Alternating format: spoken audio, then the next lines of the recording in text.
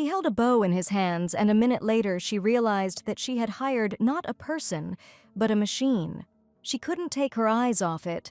What was happening in front of her didn't fit into her head. This man entered her life completely by accident, and everything changed. Every movement he made was like choreography. He didn't peel the onion, he danced with it. Even the bow couldn't make him cry. What had he gone through if even she couldn't break him? She was overcome with fear and panic. She knew she couldn't repeat this. He was calm as a stone. Even this onion couldn't break him. But she is not one to show weakness, even if she is deeply hurt. He's crazy, she thought, but damn, it's so beautiful. At that moment, she realized, if you can't win, use it, and gave him a new bag. He didn't even blink, he just continued. One swing, and the bow gave up. She cried over one onion, but it was only a prelude to the real tragedy. The calm of a rural day is deceptive. The sun was shining over the farm, but in the house the death sentence was beginning. Her voice pierced the silence. This was not just an argument. These were the last words before the execution. The men stood silently. It was a habit for them, as if executing someone was like drinking water. They didn't understand why they had to justify themselves for a couple of potatoes, but the girl believed that even a small potato would be needed by the village. But for her, it was a matter of life and death. If they stole food, then they stole the chance to survive. But the men didn't understand her. Because it was just a couple of potatoes, it wouldn't affect the village in any way. The lady was not going to tolerate such treatment, so she swung the hoe hard, and she hit him so hard that the healthy man fell to the ground with a crash. Another one came up to support him and help him up because it was obvious how strong the blow was. They tried to defend their position regarding the potatoes, but it was clear that the girl was not going to engage in small talk. She literally threatened them and told them with her whole appearance that if you come closer, you will lose something more important, which is pride. So several potatoes fell out of the men's coats and returned to their rightful place. Now they have returned everything and are left with nothing. Only under this condition did the girl agree to let them go alive. But it wasn't that simple. She also demanded payment for fertilizers. The men were so shocked that they would have to pay for fertilizers, and they weren't even given potatoes. And if they don't have money, the girl suggested leaving clothes as collateral. One of the men began to understand this in his own way, and it seemed he felt a little worse. The absurdity of the situation made them laugh hysterically. But the girl was not going to leave everything as it was. She was pursuing her own goals. So, holding the pickaxe in her hands threateningly, she urged them on. Fearing nothing and no one, she boldly approached them, demanding what was hers. But there was not much patience, so she quickly stopped waiting and moved on to demands. The fear in the men's eyes only increased. They understood that they were not being joked with here. Therefore, deciding that there was a crazy woman in front of them, they immediately fled. And the girl continued to scream and threaten that next time she would strip them naked and turn them into stuffed animals. So, screaming, they quickly ran across the field strewn with potatoes, and the girl only sighed with relief. Bending over, she kept complaining, "What kind of potato thieves are they? Everything is so easy for them." The girl, with care and love, picked up the potatoes that had recently fallen out of the men's clothes. They were so scared that they ran away, forgetting their shovel and rope. Looking at them, she considered them to be irresponsible workers, and she didn't understand what to do with them, because this wasn't the first such case. 3 years had passed since they lost the war, the girl recalled. Taxes are still high, and those who lost limbs also lost their jobs. The situation was getting worse, and strange rumors began to circulate around the area. They say that a bloodthirsty prince roams the area, killing his own people. It is said that soldiers devour dying people from enemy troops. Rumor has it that a huge treasure is buried in the communal farm of this village. She understood that these men had come not only for potatoes, most likely they had come for the so-called treasure, but these were just fertile lands. There was nothing else here. The village was quite lively. Everything in it seemed so beautiful. A little further away, there was a small house that looked like a tavern, but it was Anna's small restaurant. The girl continued on her way with confident small steps. And nearby, I noticed a couple of street kids bullying someone. Holding the potato in her apron, she immediately noticed it and showed interest. She didn't understand why there were so many people near the restaurant, and the men were already shouting at the top of their lungs. And most importantly, the main character really didn't like it. So she decided to stop them with her scream. Hearing a familiar voice, the men immediately turned their heads. Evil Anna immediately decided to find out why men were fighting near his restaurant. One of the men, apparently the main one, immediately pointed to another man who looked very suspicious. Anna decided not to strike rashly. First, she needed to understand the situation. Suddenly, this man was a client.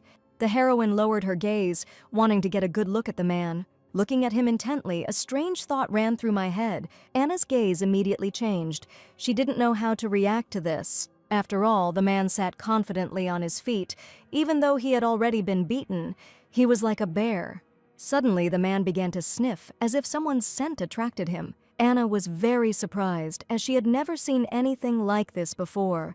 But she immediately noticed how sunken the guy's cheeks were. This horrified the girl because she couldn't even imagine how long he had gone without eating. It seemed that no matter how calm the man was, he was about to fall. Anna was so upset by this because she began to imagine how long he had not eaten, and this was terrible for her. Looking at each other, the men immediately thought that Anna would feed him again.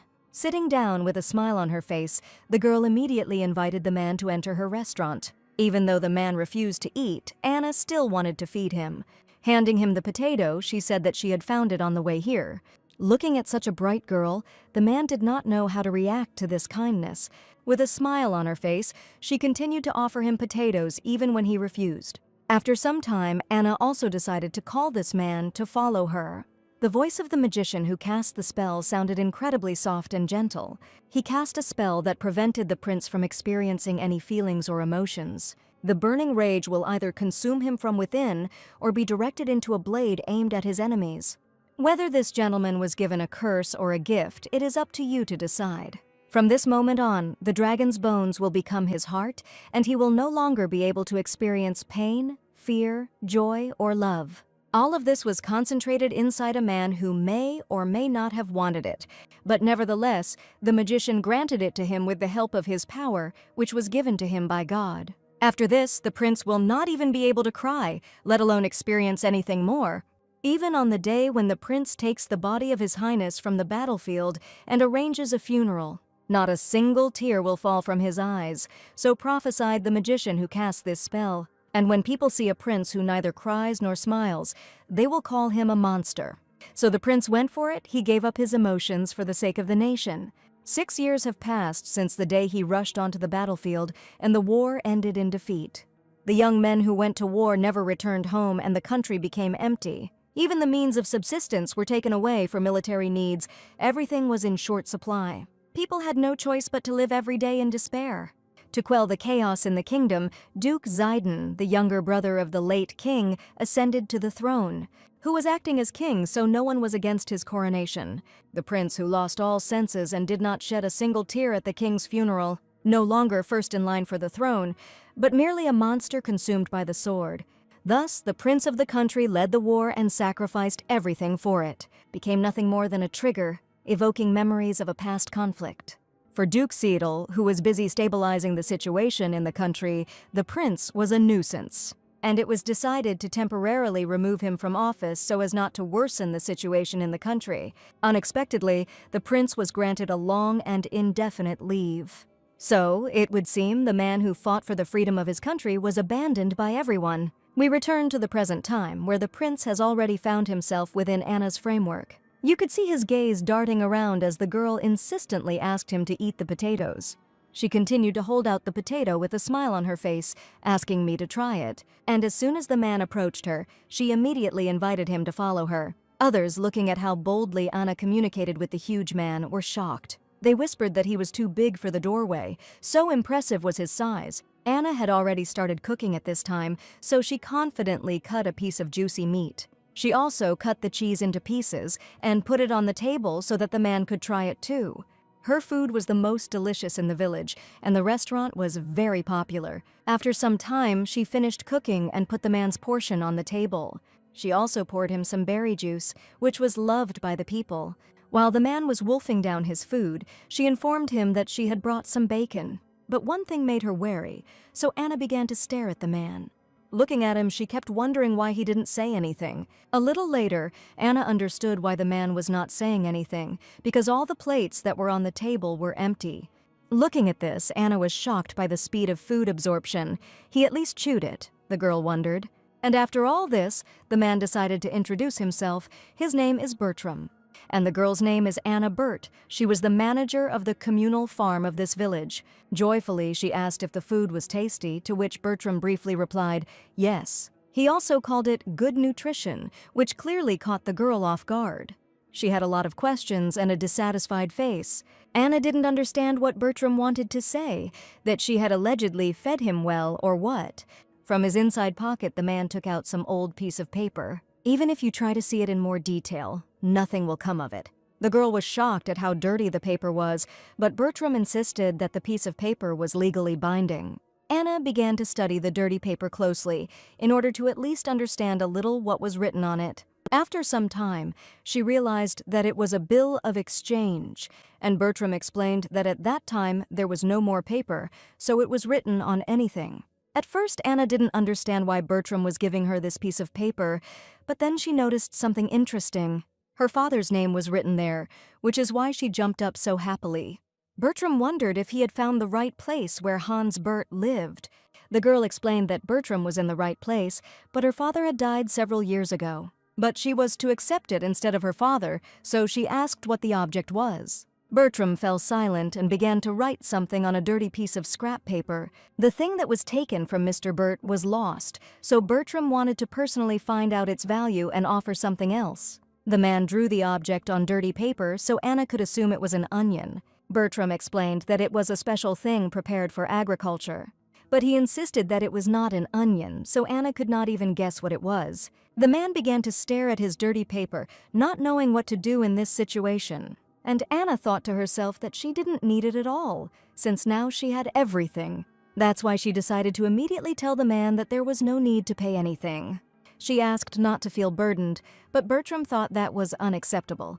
And standing in front of Anna, with a stony face, he decided to insist on his own. Anna understood that it would not be so easy to convince the man, so she asked him to just eat and leave. Bertram continued to insist, asking simply to name the required amount. This outraged the girl. How could she do this to a person who personally owed her nothing? Having drawn the man's attention to herself, she decided to lay it all out as it was. After all, she was very angry and had no intention of negotiating with someone like him. But Bertram was experienced in this matter. It was not for nothing that he was trained in the palace, so he easily dealt with the beginning of passions. Anna was an impulsive and energetic woman, so she immediately started screaming. The man understood that this could not continue, but he had to pay the debt. So suddenly, a brilliant idea comes to his mind, and as soon as the man opened his mouth, Anna's patience immediately ran out. It was a confrontation between an imperturbable man and an incredibly emotional woman. Getting up from the table with a bang, she decided to take matters into her own hands. After a couple of seconds, Anna emotionally slapped her palm on the table. She resolutely took a deep breath to scream loudly. Without a second's hesitation, she began to scream, then pay with your body. Although the prince's face is emotionless, his gaze always gives away the person. Although he doubted it at first, on the other hand, the debt would be paid. Everything was fair and just, he thought. Anna Burt, a girl who was very kind and gentle on one side. After the war, there were many wounded soldiers left.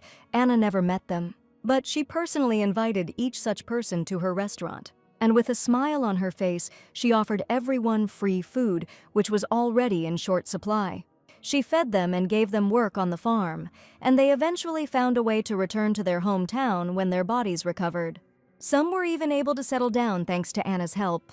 They only did this when they were short of people after the war. But now, there are enough workers in the village, so Anna can no longer shelter anyone in the same way.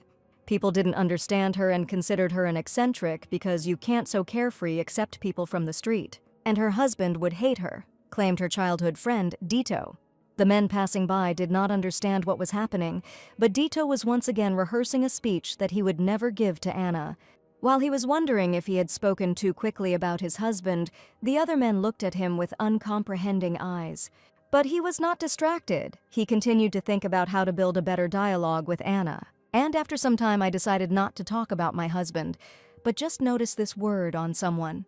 So another half hour passed and Dito's palms were already near the restaurant door.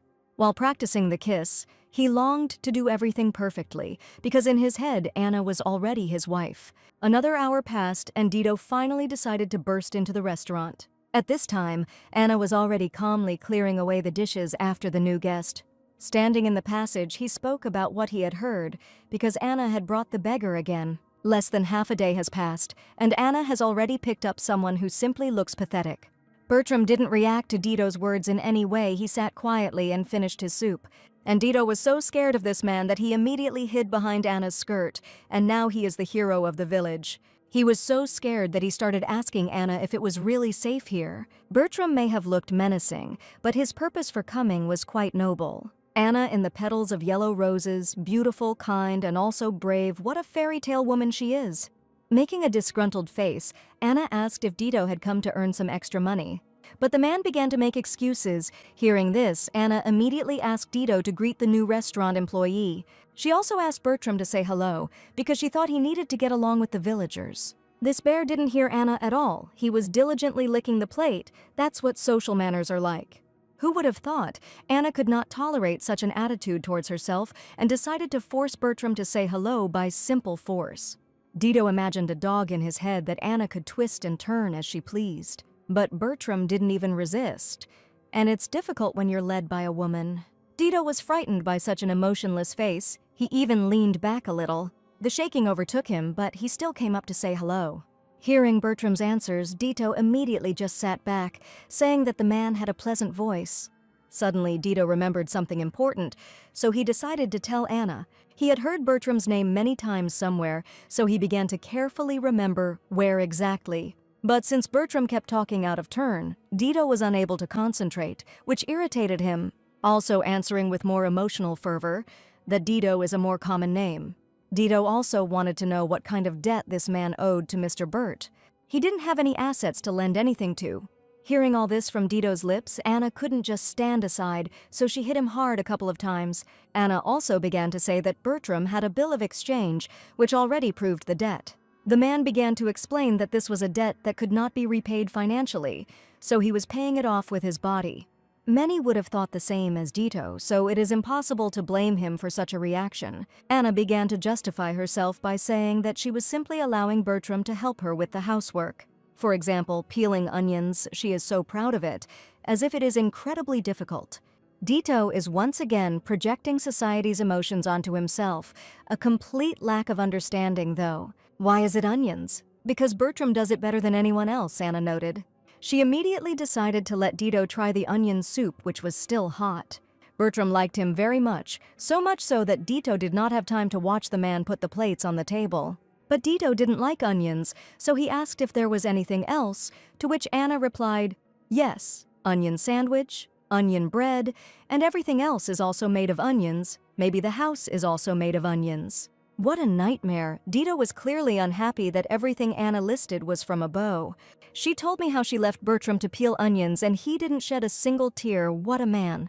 They started arguing about onions, and then Dito blurted out something too much, saying that no one would marry Anna. Only he, one such noble one, could do this, but Anna didn't care about Dito's words. She asked Mr. Bertram not to lick the plate. Taking the plate in her hands, she wanted to put more soup in, but Bertram said that he was already full. The man explained his licking of plates by the fact that dishes are very difficult to wash if they dry dirty, which he is actually wrong about. He also collected all the plates he had used during the meal, wanting to clean up after himself. Dito and Anna stood like pillars of steel from this, that the man they had met was a very strange person. But Bertram was on his way to complete the task he had been told, so after a while he was already standing and wiping the dishes. He did it so carefully that it was impossible to tell how much power he actually had. Anna and Dito continued to watch this man who was interesting to them. They also doubted whether he would break the dishes, because his hands were simply huge. Dito continued to whisper to Anna how strange this man was. He watched Bertram so closely that he noted even the smallest scars on his body, especially the hands, which immediately caught the eye. They were completely covered in scars. He must have been through a lot, that's why he doesn't cry while peeling onions, Dito supposed. And the man also didn't believe that Bertram was a military man. He suspected him of everything. But Anna didn't react to this in any way, realizing that everyone has their own skeletons in the closet. She just watched the man closely, wanting to give him something new. In her eyes, he looked so calm, but at the same time so unhappy. Dito continued to make a fuss, but Anna quickly stopped him, saying that it was all not that important. Abruptly and unexpectedly for everyone, she put a huge basket full of potatoes on the table. Anna asked if Dito knew how to peel potatoes with a spoon. Dito didn't want to do this at all, because there were workers for this, but Anna insisted on her own. She was also such a cunning woman that she easily manipulated Dito. So good that he didn't realize it was manipulation. His heart was touched. And while Dito obediently peeled the potatoes, Anna went to check how Bertram had coped with washing the dishes. As soon as he answered positively, she handed him a mop and a bucket. The only restaurant that stood on the outskirts of this village was Anna's restaurant, and although it has no sign, it is large enough to serve an entire battalion. In fact, until 3 years ago, when the war escalated, the soldiers turned the restaurant into a canteen. All this reminder of the war, the spacious room was compensation that Anna received from the government after the end of the war. At that time, she did not yet know what would happen in the future, but she was already trying to somehow transform this place. At that time, an old woman came to her and turned to Anna. The grandmother asked Anna if she had seen her son. The girl immediately noticed the old woman who was searching. Blind and bent over, she was looking for her son, whom she had lost long ago. It was clear that her hands were very badly damaged. They were worn out and covered in calluses. Anna could not stand still at the sight of an old and sick woman. She wanted to take care of her. So she immediately offered her a bowl of hot onion soup, which Bertram had eaten not long ago. Grandma didn't want to eat this soup because it had too much onion, but Anna kept insisting. With a smile on her face, with her kind and gentle gaze, she watched as the old woman finally finished her onion soup.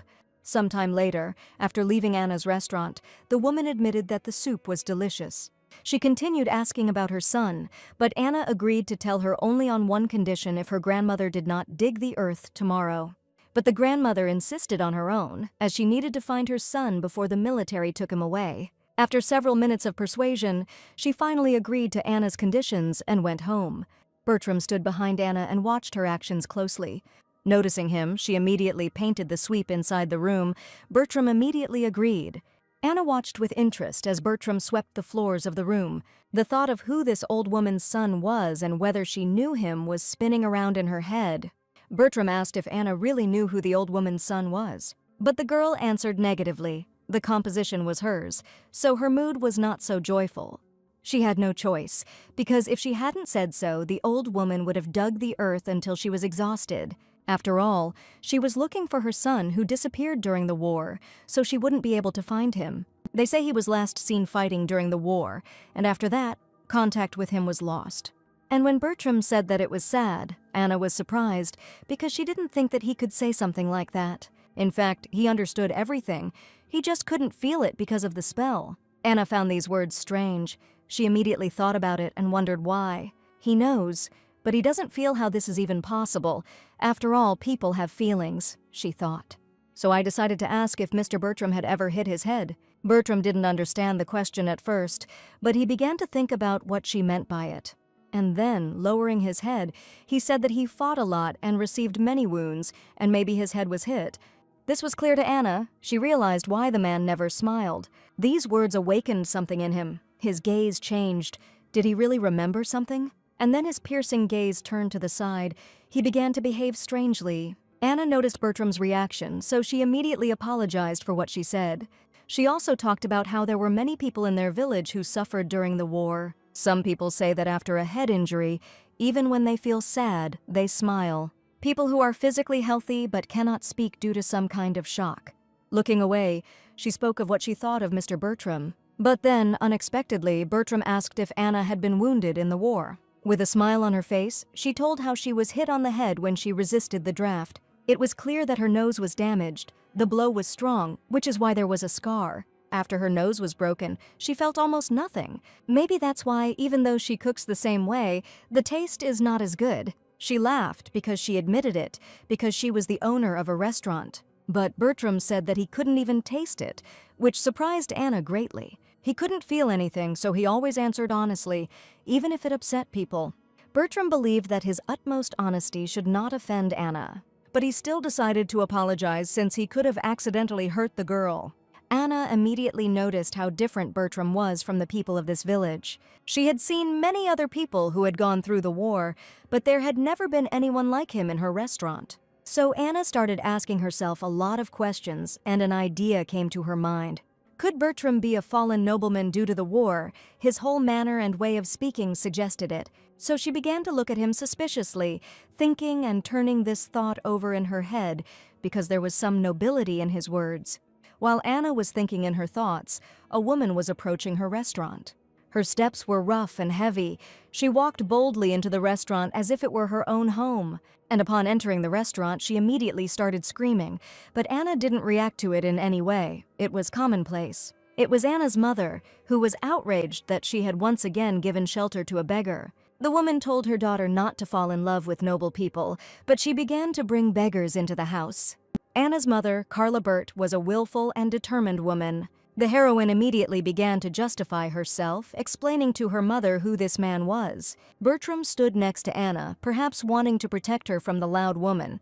The mother stared into that gaze, which was devoid of any emotion. It seems that she was morally killed by the sight of this man, who stood before her like a closet. This gloomy guy irritated and repelled her with his appearance. Standing in front of each other, they simply looked into each other's eyes for a long time, silently. But after a while, Bertram decided to say hello, so he bowed and greeted Madame. He also confirmed the words of Anna's mother, saying that he was the same beggar whom her daughter had taken in. The day was almost drawing to an end. The birds were flying low, so their cries were clearly audible. The restaurant was open, and there was already a crowd of women around it, heading off to relax after work. That day, Carla was cooking in the restaurant herself, so while sitting at the table, she treated Bertram to her dishes. Bertram, as usual, ate his food silently, without any emotion. Anna's mother immediately noticed that this was not an ordinary person. She had a special intuition. Carla, Anna's mother, and a woman of strong character. The woman tried to start a dialogue with Bertram, but he was as adamant as usual. She asked if Bertram was there to pay a debt. Pointing to the man's drawing, she asked again if this is what he was working for here. Bertram answered all the questions positively, but Carla, like Anna, told him that there was no need to repay the debt. She tried to explain to him that after her husband's death, she inherited all his property as well as his debts. But Bertram was not going to listen to Carla because he believed that he was capable of repaying this great debt. Carla didn't like this because they had enough onions and didn't need to return them. She continued to urge the man to return home, but he was not going to give up either. After all, that man treasured his beau so much, and these words caused mixed feelings in the woman. Carla started screaming so loudly that people at the neighboring tables were shocked. Getting up from the table, Carla was so angry that Anna was frightened. She had never seen her mother like this. Having calmed down a little, she stood with her back to Bertram and asked him to just leave. The men approached him, wanting to understand the situation, but after Bertram stood up, they were no longer so bold. Grandfather approached Bertram. Understanding his feelings, he wanted to help him. After all, he also couldn't forget the food he ate on the battlefield, but how scared would women be if he behaved the same way as he did on the battlefield? But Bertram replied that he was sure that none of them were afraid of him. The men began to rage, wanting Anna to simply give him the money for the work. The old man insisted that if Bertram continued to stand, customers would stop coming to the establishment because they would be scared.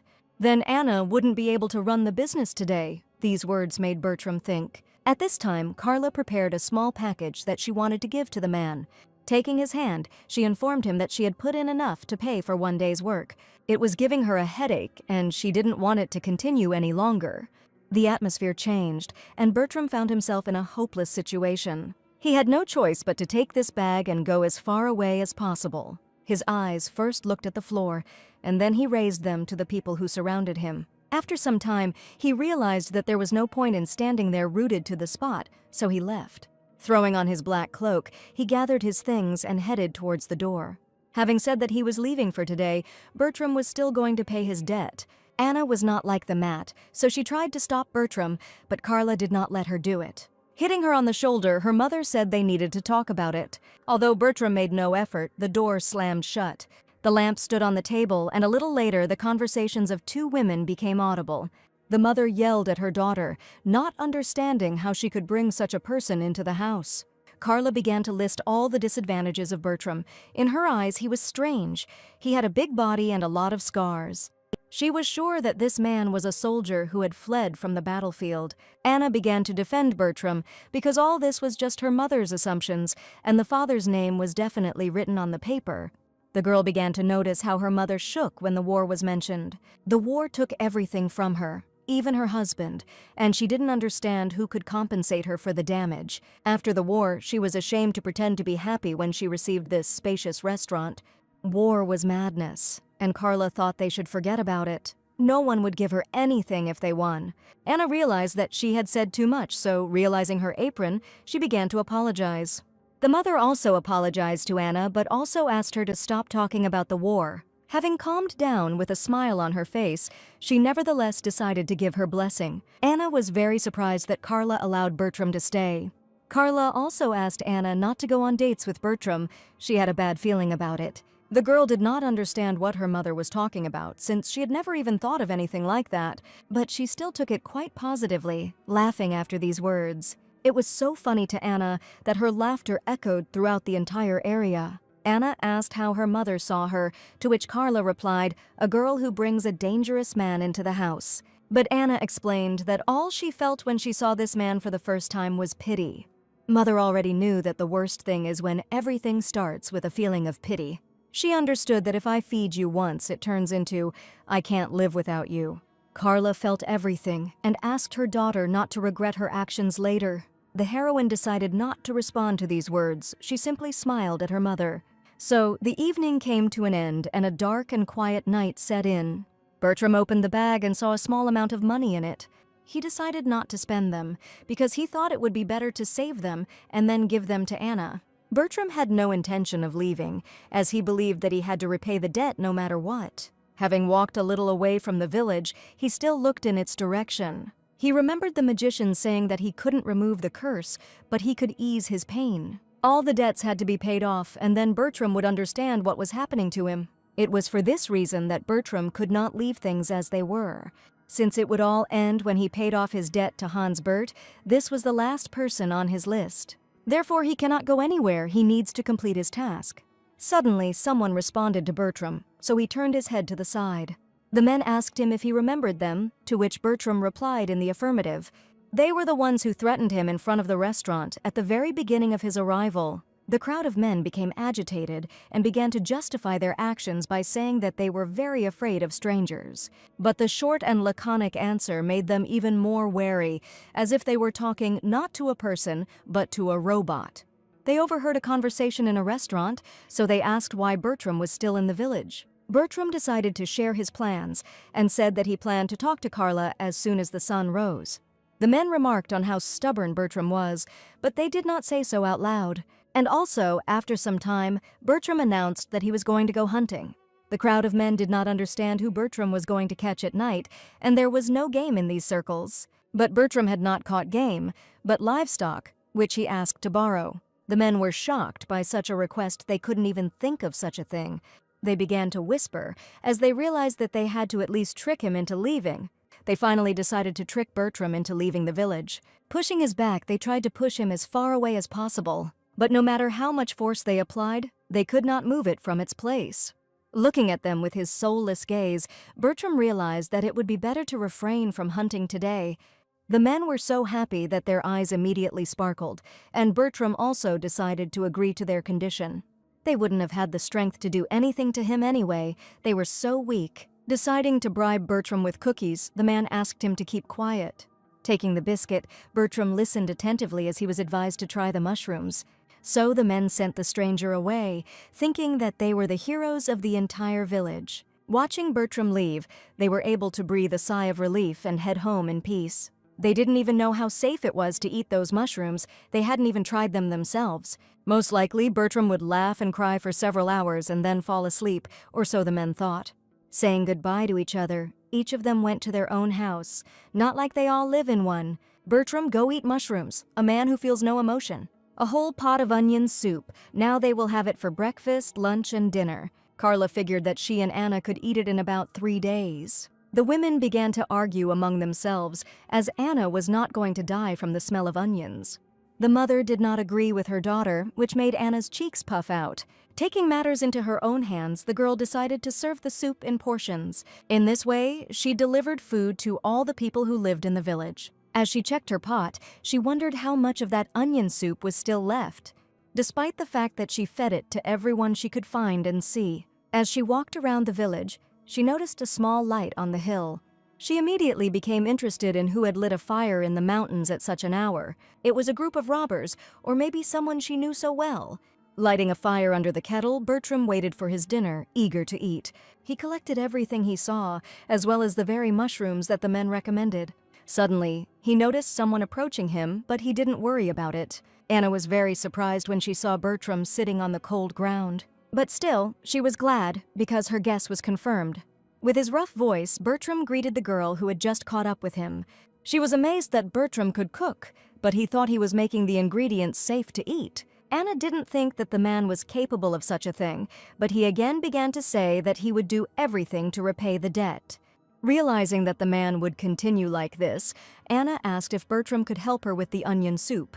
Bertram immediately took matters into his own hands, wanting to help the girl with the soup.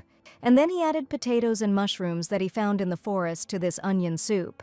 The mushrooms were purple in color, reminiscent of fly agaric, very interesting. A couple of minutes later, the pot was already boiling, the soup was ready, and it looked quite appetizing. As Anna asked, he corrected everything. Apparently, they misunderstood each other. And after a few seconds, they realized that this was not at all what the girl had asked for. The situation was a bit strange, but Bertram understood it anyway, so he started eating. He also said that he wouldn't be offended if Anna refused his dish. Looking at him, the girl did not understand how her father could get involved with such a person. After all, this man doesn't look like someone who would easily get into debt. Noticing that Bertram was already eating his second plate, Anna became interested. But she immediately noticed how full Bertram was, so she took the plate away. She thought that a person who does not waste food is a good person. After all, you shouldn't put pressure on your stomach with food, so she decided to help it. And in one gulp, she drank everything that was on the plate without delay. Smiling broadly, she admitted that it was incredibly delicious. She liked the pleasant, spicy note, and Bertram thanked her for the compliment. Looking at him, she asked if Bertram had a place to stay for the night. The man was already used to sleeping in the open air, and the villagers did not want to accept him, so it was not a problem to sleep in the forest. He also spoke about an abandoned building that was located in the mountains. Anna immediately understood what building he was talking about. Her cheeks were already red, and she was about to go on, which is what Bertram asked about. Suddenly, without even noticing it, she began to cry, tears streaming down her cheeks. And Bertram was very surprised because he did not expect that he could bring a woman to tears. Anna began to behave strangely, bent over, grabbed her stomach and put her hand to her mouth. Suddenly, a quiet laugh was heard, but it was so strange. And then she started laughing out loud. It was so unexpected that Bertram, who had not experienced emotion before, was able to experience something out of surprise. She laughed and wondered what Bertram had added to the soup. It was so funny to her. He looked back at the soup and thought that maybe one of the ingredients had affected her like that. On his bag were those very mushrooms that were very suspicious, but Bertram did not even think about it then. Grabbing her by the shoulders, he once again asked for forgiveness. Taking his cloak, he wanted to cover her immediately in order to somehow calm her down. But it was useless. The girl laughed so hard that tears rolled down her cheeks. She looked in surprise at Bertram, who was trying to help her in some way. Putting his forehead to hers, he again continued to ask for forgiveness for this incident. And then he took her in his hand and threw her over his shoulder, wanting to take care of her in this state. Continuing to laugh, she tried to say that everything was fine. Bertram asked her not to worry, because even if she vomited, he would be able to cope with it, since he knew how to wash. This irritated Anna, because in her head she understood that everything was not okay. With Anna on his shoulder, Bertram quickly ran to the restaurant to help the girl recover from eating the mushrooms. Anna and hallucinogenic mushrooms, the name of which is still unknown, but the effect is obvious. It was deep night, so the streets were silent, and only Anna dispelled it. The men gathered because Dito was worried about Anna, who should have returned home long ago. But they already remembered how Anna had once personally killed a wolf. She was a very brave woman. She was not afraid of anything and went straight ahead. Dito tried to prove to the men that he wasn't worried about the wolves, and about the man who came to Anna to pay off his debt. But the men doubted that this Bertram would do anything to Anna, since on the contrary, he came to help her. The village men knew the area well, so they understood that there was nothing to be afraid of here. Dido was talking loudly, so one of the men covered his mouth. Not far from them, a lone wolf roamed. Such were extremely dangerous. Since he separated from the pack and had nothing to lose, one of the men asked Dido to call the others, since they themselves would not be able to cope with the wolf. Suddenly they noticed something strange, so they began to look closely. Loud and quick steps, as if they were chasing a wolf. They were not afraid of anything. The wolf did not notice them at once, since at first he did not understand what it was. His instincts seemed to have become dulled. But he still noticed Bertram, who was boldly heading in his direction. And he wasn't just heading, he was literally rushing, not noticing anything around him. Apparently, the wolf saw this for the first time, so he was very shocked. Anna, who had been on Bertram's shoulder all this time, was no longer able to think clearly. Bertram was in such a hurry that he simply ran past and stepped on a wolf that was in his path. The man continued on his way, and the wolf, who was not in the best place, was left lying on the road. The villagers who watched this were unable to react to it in any way, because they were in shock. But they noticed Anna on his shoulder, who was clearly very ill. Dido immediately began to panic, shouting that this was a kidnapping. He couldn't calm down, so he continued shouting, rousing the villagers. These screams brought the villagers, who were already in bed, to their feet immediately. As they left home, they began to figure out what was going on and why there were such screams in the middle of the night. Bertram had already reached Anna's house, so he started knocking on the front door. Carla opened the door in just her nightgown, covering herself with a scarf, as she was already going to bed. Holding Anna in his arms, who was blowing rainbows out of her mouth, Bertram carried her home. Everything settled down, morning came, light came through the windows, straight into the room. Anna barely opened her eyes and rose to sit on the bed. Her look was not the same as yesterday, cheerful and lively. It seems it was better with mushrooms. She immediately looked around the room and realized that she was at home. Someone was already preparing breakfast. They were crushing something in a stone container. Hearing this sound, Anna decided to go down and see what was happening on the first floor. When she went downstairs, she noticed Bertram standing at the kitchen table. Bertram looked at Anna and said good morning briefly. The girl did not expect such a turn of events, since she did not even remember what happened yesterday. She turned her gaze to her mother, who had just come out of the kitchen. Anna approached her mother and asked why Bertram was still there. Carla explained that it was all because Anna had thrown up on his coat the night before. The cloak had been washed and was hanging on a line, but it was so heavy that it was clear how long it would take to dry. The mother went about her business, sending her daughter to wash up and also to prepare the dining room. Anna looked back and looked again at Bertram, who was busy with Carla's errand. Noticing her gaze, the man decided to wave his hand at her as a sign of greeting. Anna, although she felt a little uncomfortable, nevertheless reciprocated. And then, when the man raised his thumb up, she was very surprised. But she also decided not to lag behind him and raised her thumb up. Women's voices came from Taylor's tailor shop. The woman who worked there immediately appreciated Bertram's shirt. It looked like the kind they made for rich people. Upon learning this, Carla decided that she needed to deal with this guy quickly before any problems arose. She couldn't stand these rich guys who gave hope to village girls. But the woman working in Taylor's workshop was confident that her son Dido would be able to win Anna's love. Because of what they said about Anna, her ears started to itch. There is such a sign. She tried not to be distracted by such trifles and continued to do her work. The only thing that irritated her was that Bertram kept sticking his hands, which he had just used to peel onions, everywhere. But all he did was try to help Anna prepare the dish, or rather improve it. Bertram also explained that during wartime it was difficult to maintain any kind of dialogue, so it became a habit. He also said that he is not a deserter. He went through the entire war. He has no family, since he lost everyone. Anna didn't know what to answer to this, because she knew she shouldn't have asked Bertram about such a thing. Suddenly, she heard someone asking if the restaurant was open. Anna's face immediately changed, and she happily answered yes. The girl asked what the client wanted, and it turned out he wanted a regular lunch. The man also asked what Anna was doing with that stranger at night. These were uncomfortable questions for her, which she did not want to answer, so she was very angry. But the man thought Bertram was quite handsome, so it would not be surprising if Anna liked him. Hearing this, the girl turned around to look at Bertram again. He was indeed quite attractive. His slender and strong body left no one indifferent. The girl noted with embarrassment that he was so tall that she could not properly see his face. The man advised her that when it came to marriage, she should choose a reliable person, for example, Dido. In his opinion, attractive appearance is important only in youth, and in adulthood, someone from the family is best suited. These words upset the girl, because she was worried about talk about marriage. She wondered how much longer they would try to marry her off to the unbearable Dito when suddenly her mother flew into the room. Soon Anna was already walking down the street when something caught her attention. A huge bear wearing a crown appeared before her, which surprised her beyond words. The girl wondered why the bear wore a crown and whether he was a man cursed to turn into a beast. Having decided to remove the spell, she wanted to kiss the bear, believing that it was an enchanted person.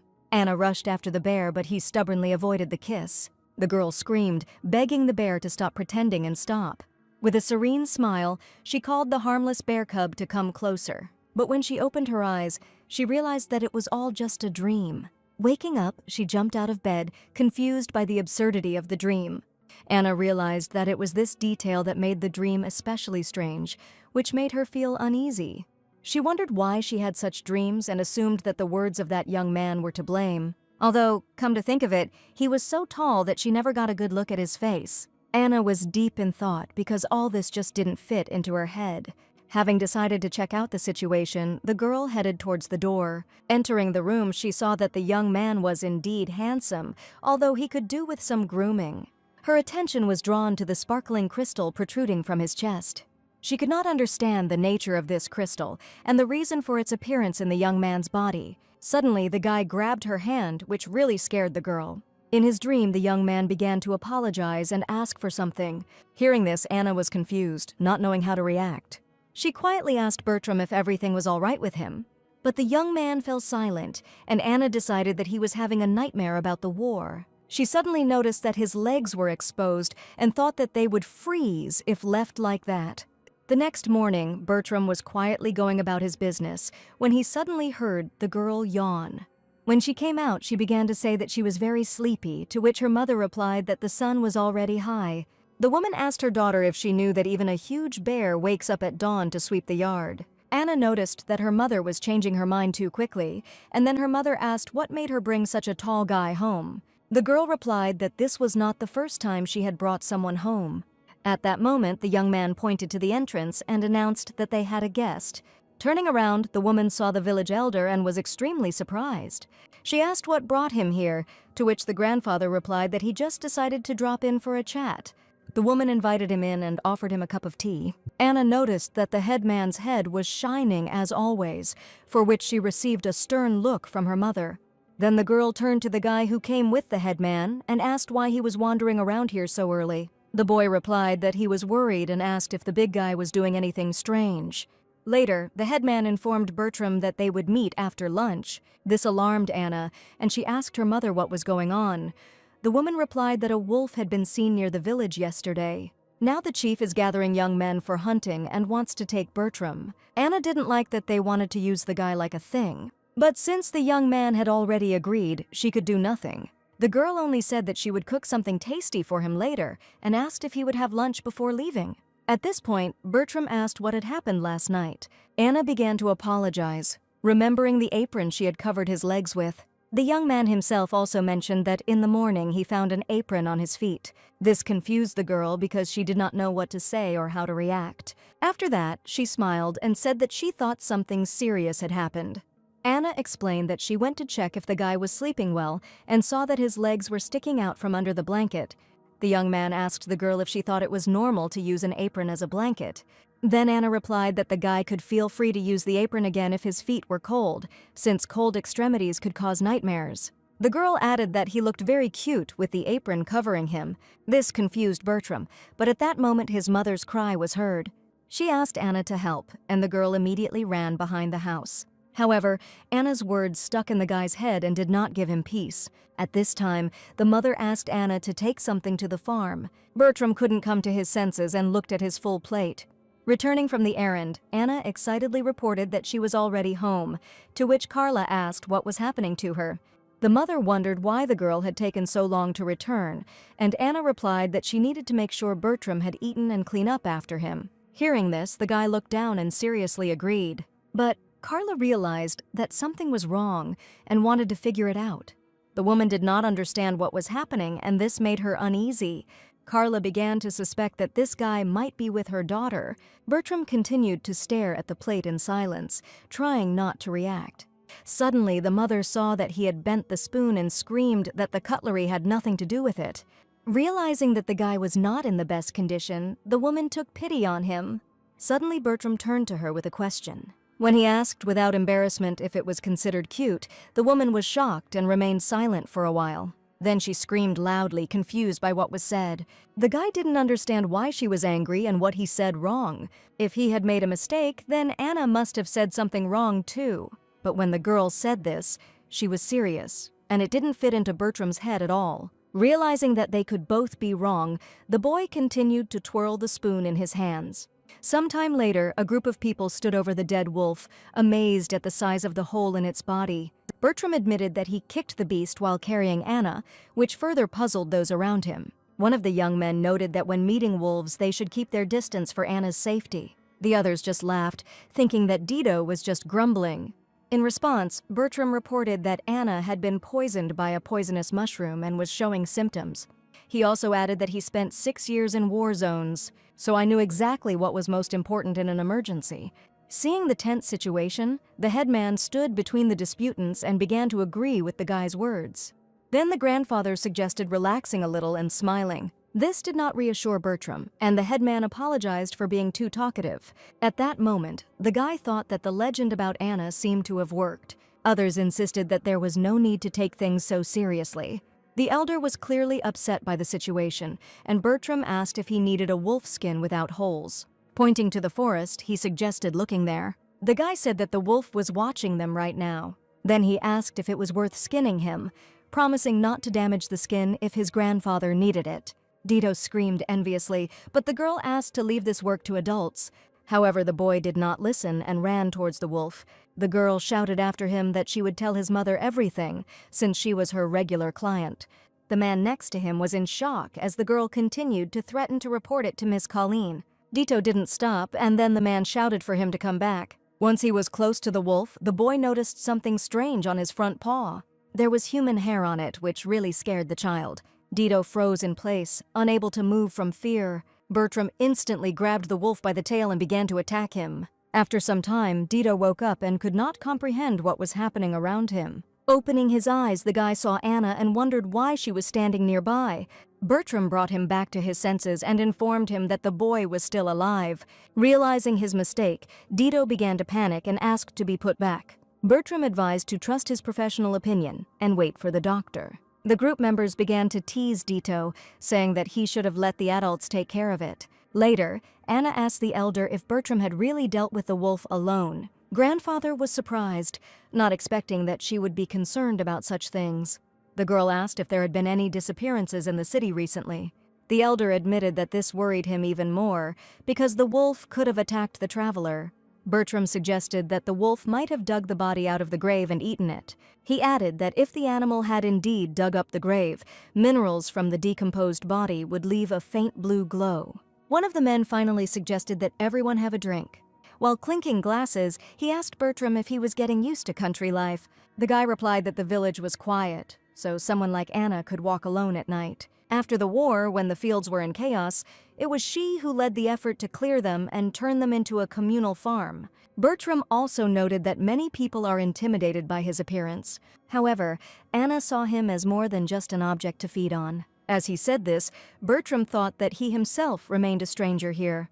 At that moment, Anna ran up to the group and announced that she had brought more apple cider. Everyone hurried to fill their empty glasses. Then Anna raised her glass and smiled broadly. When everyone turned their attention to her, the girl announced the beginning of the second round of the feast. The woman next to Carla asked why there were so many guests today, although it was obvious that it was because the village elder had come. She then added that Carla's daughter is amazing because at her age, she handles all the elders like a real professional. At this point, Anna approached Bertram and asked him if he liked apple cider, causing the boy to look confused. The girl offered to make him a sandwich so he could have a snack. She wanted him to try it and share his opinion about the dish. Anna noted that even if he doesn't feel the taste, the texture will help her in cooking. While Bertram was trying the sandwich, the girl looked at him thoughtfully. She said that when she watched him eat, it seemed to her that his facial muscles were moving quite well. Then the girl touched his face and asked if he could at least fake a smile.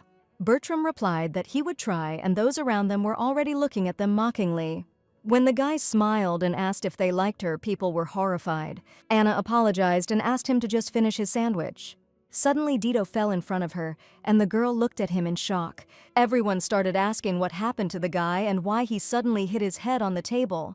Dito asked Anna if she was serious about allowing him to sleep here again today. Everyone started to reproach the guy for such words, and Dito replied that the very thought that she was living under the same roof with some strange person upset him. After a while, everyone began to disperse, saying goodbye and wishing each other good night. The headman reminded the boys not to forget to come to work in uniform tomorrow. Dito still didn't leave, and Anna said that he shouldn't be offended by her scolding. By the time she tried to persuade him to leave, Bertram was already tired of this little boy. He eventually turned to Dito and told him that there was nothing wrong with him being afraid to walk home alone. Then he offered the guy to walk him home and assured him that he would do it with pleasure. Then Dito got scared and shouted that he was already leaving, after which he hurried to the exit. When he left, Bertram asked Anna if there was a place to stay overnight on the farm. The girl looked at him in bewilderment and said that everything was fine and he could stay in the house. Then Bertram only remarked that Dito seemed to be in love with Anna. The girl asked him again, puzzled. Anna began to say that this was absolutely not true, and her mother sighed sadly. The girl told Bertram that Dito was constantly teasing her, saying that she needed another 10 years before she was of marriageable age. The guy replied that even if he is stingy with emotions, he can determine how people look at him. After which he added that Dito was definitely jealous of the girl towards him. Anna immediately thought that if Dito heard this, he would immediately lose his temper. Bertram, hearing this, said that this was precisely why he wanted to spend the night on the farm, and then began talking about the apron. He asked Anna if he could borrow it to cover his legs at night. The girl looked at the guy in bewilderment, not understanding what he was talking about. Suddenly, Anna realized which apron they were talking about and smiled happily. She told Bertram that she wasn't using it anyway, so he could keep it. After that, the girl asked if the guy needed anything else. At this point, Carla got tired of watching them not say goodbye and got angry when she thought the guy was looking at her daughter strangely. Her gaze changed abruptly and she glared at him. She remembered Bertram telling her to check the wolf's front paws, and also that if he dug up the grave, then they will be different, namely, that they would glow blue, which is what actually happened. People in small villages usually do not trust strangers. This is why, if a wanderer proves his competence and wins their trust, they are sometimes allowed to settle. Remembering these words, Anna's mother immediately thought about what would happen if the village elder liked this guy. Turning to Anna, the woman said that she should cover herself with a blanket when she sleeps. With a smile on her face, she added that although the girl was already an adult, she still slept just as carefree. In her head, the woman could not understand what kind of person this really was. However, she knew for sure that Bertram was clearly not the one she wanted to see next to her daughter. Before he can win the trust of the village chief, the woman must remove him from the village as quickly as possible. Admiring her daughter, she thought that although she did not know what her duty was to the bear, she wanted him to give her the strength to safely send the stranger away. In the morning, when Anna opened her eyes, she did not immediately come to her senses. When she got up, she realized that the previous night had been very hard, so she had slept for a long time. Quickly getting ready, the girl said that the restaurant had most likely been open for a long time already, and she could not understand why her mother had not woken her up. Entering the restaurant, she saw the guy thanking her for taking him in on such short notice. The headman thanked him for his work, and although he could not give him money, offered to give him a ride to the nearest town. At that moment, Anna shouted for them to wait a minute. She was shocked that the guy was leaving without even saying goodbye to her. Bertram just stood there and didn't know what to say, so he kept silent. When her mother started to say something, Anna asked not to change the subject and asked why he was leaving now. Then the woman replied that they had decided that the work would be paid for with the money from the wolf they had caught yesterday. She also clarified that Bertram agreed with this, and the girl was at a loss for words.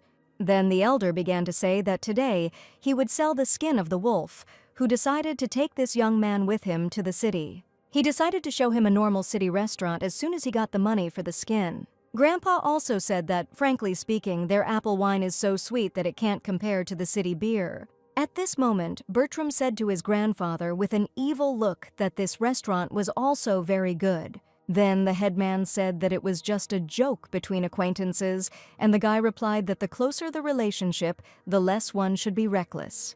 Then the man frowned and said that he would go and prepare the carriage, so he needed to get ready to leave. At that moment, Anna shouted that she wanted to go too, and her grandfather asked if she had anything she could sell in town. Then she said that she had some perfectly aged sausages, and she was going to sell them. Grandfather didn't mind, because he enjoyed traveling in company, but her mother was unhappy. Despite this, the woman allowed her daughter to go with them. Then she waved goodbye to her mother and said that she would be back soon. When the girl got into the carriage, she said that she would sell the sausages at a good price, and Carla waved back. The woman thought her daughter was very stubborn, and although she was uneasy, she let her go. Carla understood perfectly well that Anna had to return without any problems. As they drove, Bertram said that the carriage did not look much like a city carriage, and Anna thought that she had simply expected too much from a country carriage. After that, he immediately apologized, and the headman replied that if he was sorry, then he needed to take care of the children. They decided to help each other until they parted, which greatly surprised one of the girls. She couldn't believe that the guy was actually leaving, and it shocked her. Bertram couldn't say a word and simply remained silent. After he collected his thoughts, he said that he only found out about it this morning. Then she replied that her mother simply didn't like him living in their house, but she didn't expect him to be kicked out so quickly. At this point, the guy asked if the girl was stalking him under the pretext of selling sausages. He also added that, given the number of sausages she plans to sell, it is unlikely she will be able to cover her living expenses in the city. Hearing this, Anna looked at him awkwardly and did not know what to answer. Afterwards, she asked Bertram if he thought they had not paid their debts. Then the guy replied that in this regard, Carla's words were true. After that, he said that the woman told him that the creditor did not demand repayment of the debt. Then Bertram asked again why Anna was pursuing him since he was not interested. After some time, they arrived in the city. Laura started to say that she had never seen city walls before, and Anna replied that she would get used to them when she saw them a few more times. There were armed men at the entrance, and the girl lied a little that she wasn't afraid of them. After that, she decided to ask the guy if he was used to such armed guards. Bertram then replied that the guards' level of armament was low, and the city walls were hastily built. Hearing this, the grandfather said that if the girl was going to continue listening to this young man's chatter, then she should at least shut his mouth. At this point, the guard noticed that the man with them looked suspicious. Grandfather began to object, saying that this young man might be a little slow, but he was really not bad. Then the guard reported that a stranger had recently arrived, was looking for creditors, and had turned the whole city upside down. The elder objected that he was not really a bad person. Then the headman asked Laura if she had anything to sell, and the girl replied that she had personally collected these unprocessed stones. Hearing this, the grandfather told Bertram to go with the children, and the boy agreed. He told him to just keep an eye out for any suspicious people, because there are always bad guys in the city. He was told to pretend to be Anna's older brother and look after her. When they arrived, they quickly settled in and began selling sausages. The man, looking at the goods, told Anna that he would give a good price. Then Bertram looked angrily at the man, which frightened him greatly. At that moment, he immediately stated that the guy eats only lean meat and plays sports. Bertram replied that he would take this into consideration, when suddenly Laura told Anna that she would drop into the pawn shop for a minute. This surprised the girl very much, and she ran after her. However, Anna quickly realized that she would not catch up with her and began to get angry, although she understood that the girl was worried because the uncut stones were not selling well. Anna was worried that if this was a pawn shop next to a butcher's shop, then it must be the only one in the area. The girl then decided to go and find Laura, asking Bertram to wait for her here. And a moment later, she was already walking along the creaky floor. Anna was unnerved by the terrible smell that hung in the room as she climbed the stairs. Suddenly, getting up, she saw men who were mockingly saying that the sisters had run away together. Seeing them, Anna was confused and didn't know what to do. Suddenly, she heard Laura's voice coming from the locked door. At this point, the man began to tell Anna not to worry because men like him were used to girls like her. so she didn't have to worry because the master would introduce her to another job. The man also began to say that if she worked, she would be able to earn a lot of money. At this point, Anna became completely angry and kicked the man with her foot, ordering them to disappear. The blow hit the guy in the most tender places, so his stone face immediately cracked. The other men gathered around him to give him some support. And Anna had already headed to the barn to save the girl who had been kidnapped by these guys. Lara screamed and cried. She couldn't remain calm in such a situation. She was scared. The heroine untied the ropes with which Lara was tied and asked her not to cry. Hearing extraneous sounds, she turned her head and realized that she needed to hurry. These bandits have already blocked the exit, telling the girls that now they have nowhere to go. And they also promised that they would only find work in the worst possible place. Anna started talking about her little brother waiting for her outside, but the boys didn't want to believe it. They began to get tense with the girl's words, as she promised that her younger brother would call the guards if she did not come out soon. Anna described him as a black-haired, blue-eyed man, taller than her. One of them was very worried, so he sent the other one to check. The man immediately went to check the veracity of the girl's words. He already imagined in his head the image of Anna's younger brother, but when he encountered reality, his ideas were brutally shattered. He literally stood still, unable to utter a word. He didn't have enough imagination for that. And Bertram had already lowered his gaze down at this pathetic little man. The man immediately apologized because he had been staring at Bertram for too long. He also asked if this huge man was looking for his sister, and when Bertram heard who the man was describing, he understood everything, his eyes filled with rage. The man standing in front of him didn't understand why Bertram's expression had changed, so he asked what had happened. From one of the upper windows, a loud scream was heard, such that it was difficult not to notice it. The robbers did not wait for their accomplice and began to attack Anna with a knife. But she was no pushover, so she responded to her offender with a hard blow to the face. The observer suggested lowering the dagger since the accomplice was missing all the blows from the girl. He suggested calming down and just tying her up, since they would have problems if the goods were damaged. When Anna screamed and called for Bertram, no one believed her, since the story with her older brother never came true. They also believed that their younger brother, even if he existed, was taken care of by their boys. But the door suddenly opened, so the men turned their attention to her. One of their confidants flew out of it and flew straight at them like a bullet. The man was so badly injured that there was no living place on him. He was beaten so badly. They approached the man, checking his pulse, not understanding who could have done such a thing. A huge leg appeared in the opening, obviously a man's. Apparently it was Anna's so-called younger brother. Bertram, without hesitation, calmly entered the room in which Anna and the girl were.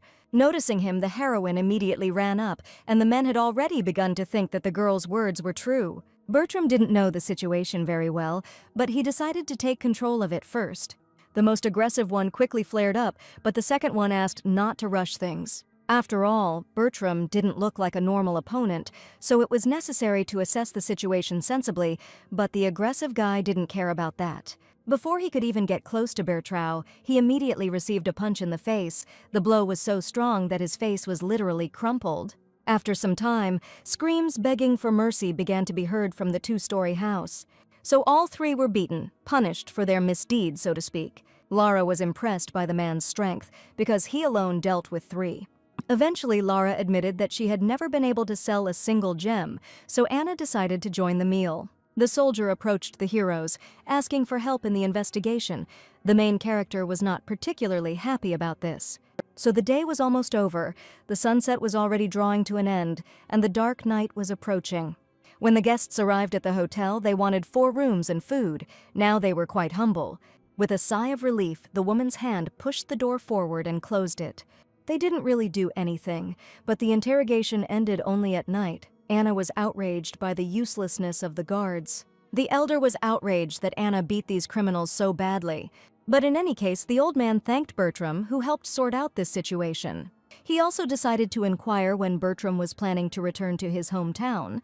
The man admitted that he was going to stay here for some time. And Anna at this time was interested in why Lara called her sister, because they were not that close. But apparently, this situation brought them closer together, and they could no longer tear themselves away from each other.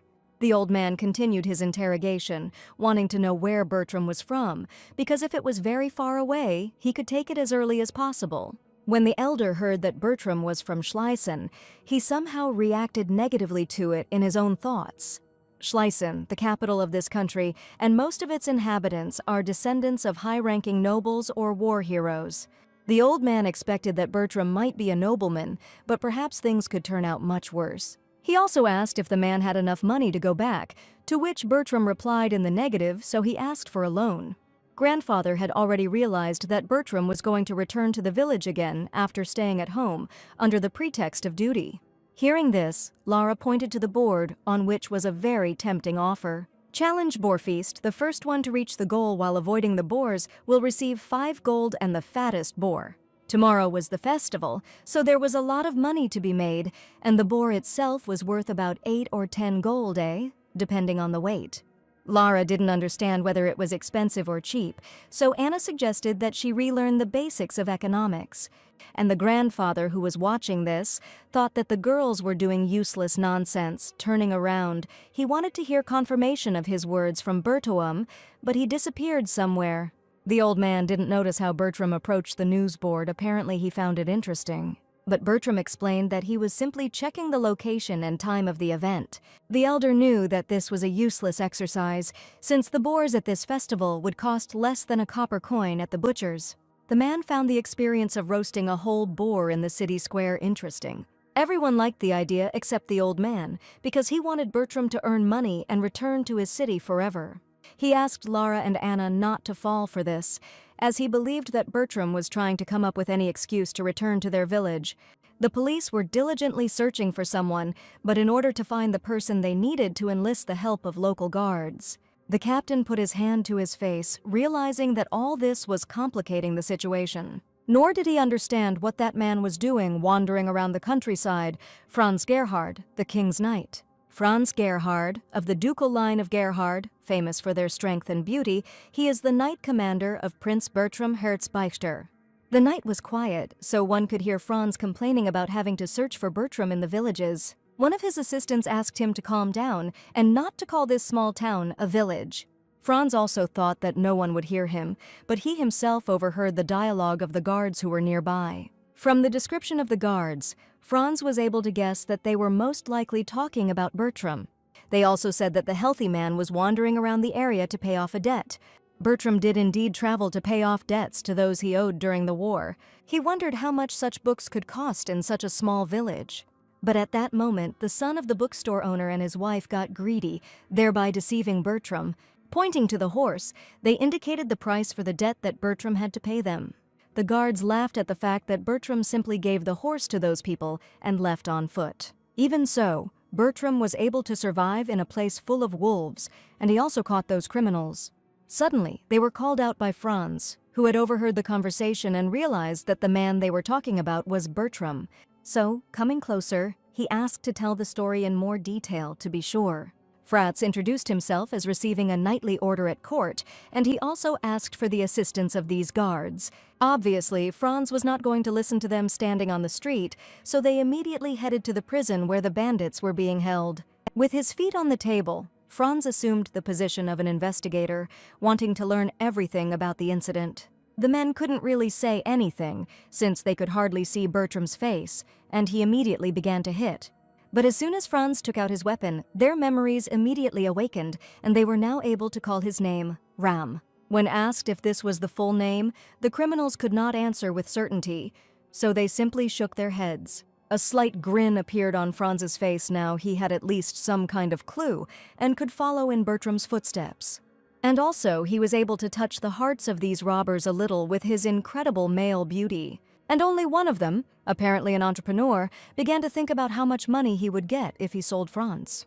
But the knight was not a stupid person, so as soon as he noticed that the third one began to think about something, he immediately presented the sword to his throat.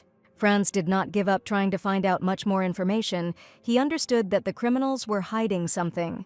So he listened to the story several times until the prisoners told something new. After a while, he realized that there was nothing more to learn from them, so he called his assistant, Eric, to him. He ordered the door to be locked, and then the prisoners realized that things were serious. The guards already knew what awaited these prisoners, so looking at them through the doorway, they began to laugh. One of them didn't even have time to ask why the man was laughing before his accomplice had already received a kick to the stomach. It was true that the man was big and did not listen to a word, Franz said. Looking at the prisoners with disdain, he explained that they could not address that man like that. At this time, the old man, having drunk cider, was practically asleep right in the bar. The night was so quiet that Anna's loud voice could be heard from the window, as she was unhappy. The fact is that the elder started drinking before the food was brought, which is why he got drunk. The elder didn't behave like this every day, but the search for a place to stretch his legs had exhausted him. As they put the old man to bed, they still listened to him muttering to himself and making excuses for his drinking. Anna was trusted because she could become the next elder. She explained that this role is not passed down through generations, and in this small village it does not have such a big meaning. As she walked down the corridor, she noted that the role of elder was usually occupied by a man. But still, she did something in this village, so perhaps in 20 years, Anna will be able to take this post. Bertram sometimes did not understand this woman, so he was often silent. He is generally a silent man. Looking at Anna, Bertram decided to ask her if she liked the place where she lived, to which the girl answered positively. She compared it to people who live together for a long time. Sooner or later you get tired of each other, but Bertram wondered if that was possible. Anna was clearly not prepared to hear this, because when Bertram asked this question, she was loudly surprised. Bertram had never been married, but he had seen weddings where people swore eternal love, and how could they get tired of each other then? Anna gave the example of her parents, who were always arguing until her father died. But Bertram's parents were different. He described how after sleep, they asked each other if they were happy in the dream world, where they were alone with themselves. The girl apparently wasn't touched by such a romantic story. On the contrary, she somehow didn't understand it. But if these were Anna's own realizations from her marriage, Bertram could not contradict them. And then, after such words, the girl got really upset, since she had no boyfriend, no lover, no husband. After such a surge of emotions, she quickly calmed down, and Bertram answered briefly, understandable. Embarrassed by such a conversation, she apologized, since she herself did not notice how she had yelled. Bertram also said that he wished for Anna to find a partner with whom she would have eternal love. Looking at the girl and realizing something, the man abruptly sat down on the floor, which made Anna ask herself a question. But Bertram decided to tell her that after he returned her feelings, he would find a companion for his whole life and give her eternal love. It was a vow that would cover his every step and his entire future. The girl was very surprised, or rather she was shocked by such behavior of the man, who outwardly did not at all correspond to the words said. But then their sweet eye-to-eye conversation was interrupted by Lara, who entered the room. Seeing such a romantic picture, Lara immediately understood everything. Her imagination ran so wild that her nose started bleeding, and she decided not to interfere and leave. She ran out of the room at lightning speed, announcing that she would have a snack in the dining room, so they had 30 minutes.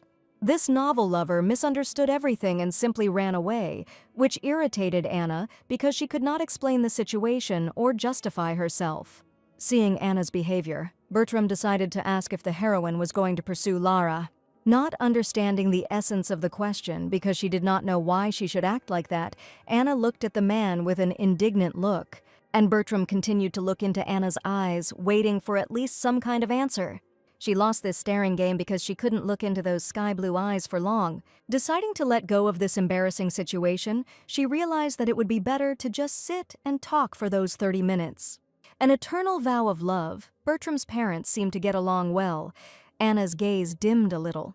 So she decided to have a heart-to-heart talk and find out what Bertram's parents were like. She also became interested in how such people express their feelings and emotions towards each other, whether they give flowers, as in fairy tales, something that cannot be eaten. Bertram told how every Sunday morning his father would place flowers by his mother's pillow. But one day, the mother said that she was tired of the flowers wilting, and then the father began to look after the small garden himself. There he planted 12 different plants, and all of them bloomed every season. Anna wondered if there were any fruit-bearing plants there, to which Bertram replied that his father had planted a couple of fruit trees. Now Anna understood how much Bertram's father loved his mother. Everyone told her that it would be better to marry someone from their settlement. And if you tell someone that you want to marry for love, they will immediately laugh at you. They say that over time the feelings will fade and only pain will remain.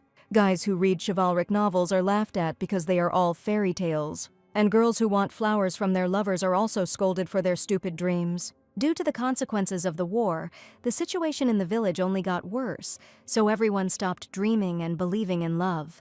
Anna also heard stories from her mother, who watched her friends go to the city in search of love, but returned only with a broken heart. After these words, Bertram understood why Anna was so negatively disposed towards the nobles. She explained that even so, there are those in the village who are ready to leave. It turns out that not everyone has forgotten their dreams of romance. Anna also said that she would most likely marry some local simpleton, like Dito. Bertram asked if Anna liked Dito, to which the girl answered negatively, because she liked to think of him as a friend, but not as a man. But she will still have to marry him, since it is difficult for an unmarried woman to win his favor in the village. "Who knows when a loner might leave the village," said the girl, who hid her face. Realizing that she needed to shift her attention to something more positive, Anna decided to ask if Bertram had any questions for her. She had some free time to talk, so she decided to give free rein to her guest. And Bertram just happened to have one in mind, and he was interested in why Anna called him cute. At first, the girl couldn't remember when she had called Bertram that, but then she remembered. Given Bertram's build, it was no surprise that they remembered such words directed at him. Anna decided to explain that at that moment she thought how cute such a big man looked in a small flower apron.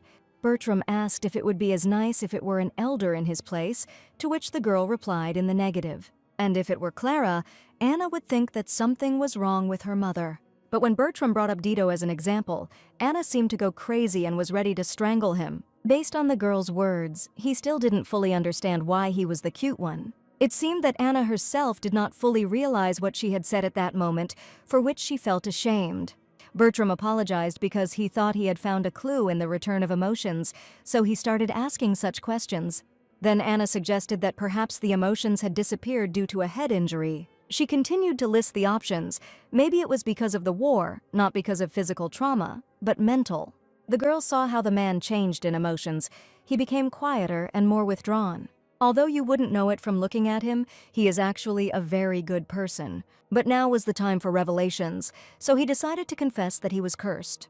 At this time, Lara carefully and slowly betrayed the carrot on the first floor, allowing the heroes to talk in private. She hoped that everything was okay with Anna, because she would be happy if everything worked out between these two. A love story between a former soldier from distant lands and the owner of a rural restaurant. Just like in a romantic fairy tale about princesses, this literally made Lara soar into the sky. She also dreamed of such love for herself, wanting to meet the man of her dreams. Suddenly, she heard someone calling her. Since it was late, she reacted rather chaotically. It was Eric, who was helping Franz with the investigation of the case, and it was he who called Lara. The girl turned to him, surprised that she was called a lady. This was the first time something like this had happened to her. Struck by the behavior of this young man, she was ready to answer all his questions. But first, looking at him with loving eyes, she asked if he was a guard in front of her. Eric corrected the girl as he could not tolerate such a comparison. He was a noble knight. But Eric was not quite a knight, since a knight must come from a noble family. Deciding to push the thoughts away, the guy simply introduced himself, which made Lara happy. He believed that such a tiny lie would not be anything, so he did not specify who he was. Eric began to ask Lara whether she lived here, to which the girl answered in the negative. She was here to sell vegetables. The man continued his speech and said that he was there looking for one person. At this time, Franz had already begun to examine a map of the city in order to think about how to distribute the search groups. The city was divided into 4 districts, so Franz ordered to split into 4 groups and find Bertram. His team had not slept and was unhappy with the extra work, but Franz was quickly able to quell the unrest. He also decided to give Eric a personal assignment, so he called him over to him. He decided to send Eric to the largest area, which naturally the man was unhappy about. Even though Eric didn't want to, Franz said that he didn't take him to make him a simple soldier. Realizing that he couldn't escape this job, Eric found himself a hostage to the situation. He tried to justify himself by saying that he was very busy, so Lara decided to ask what the man looked like.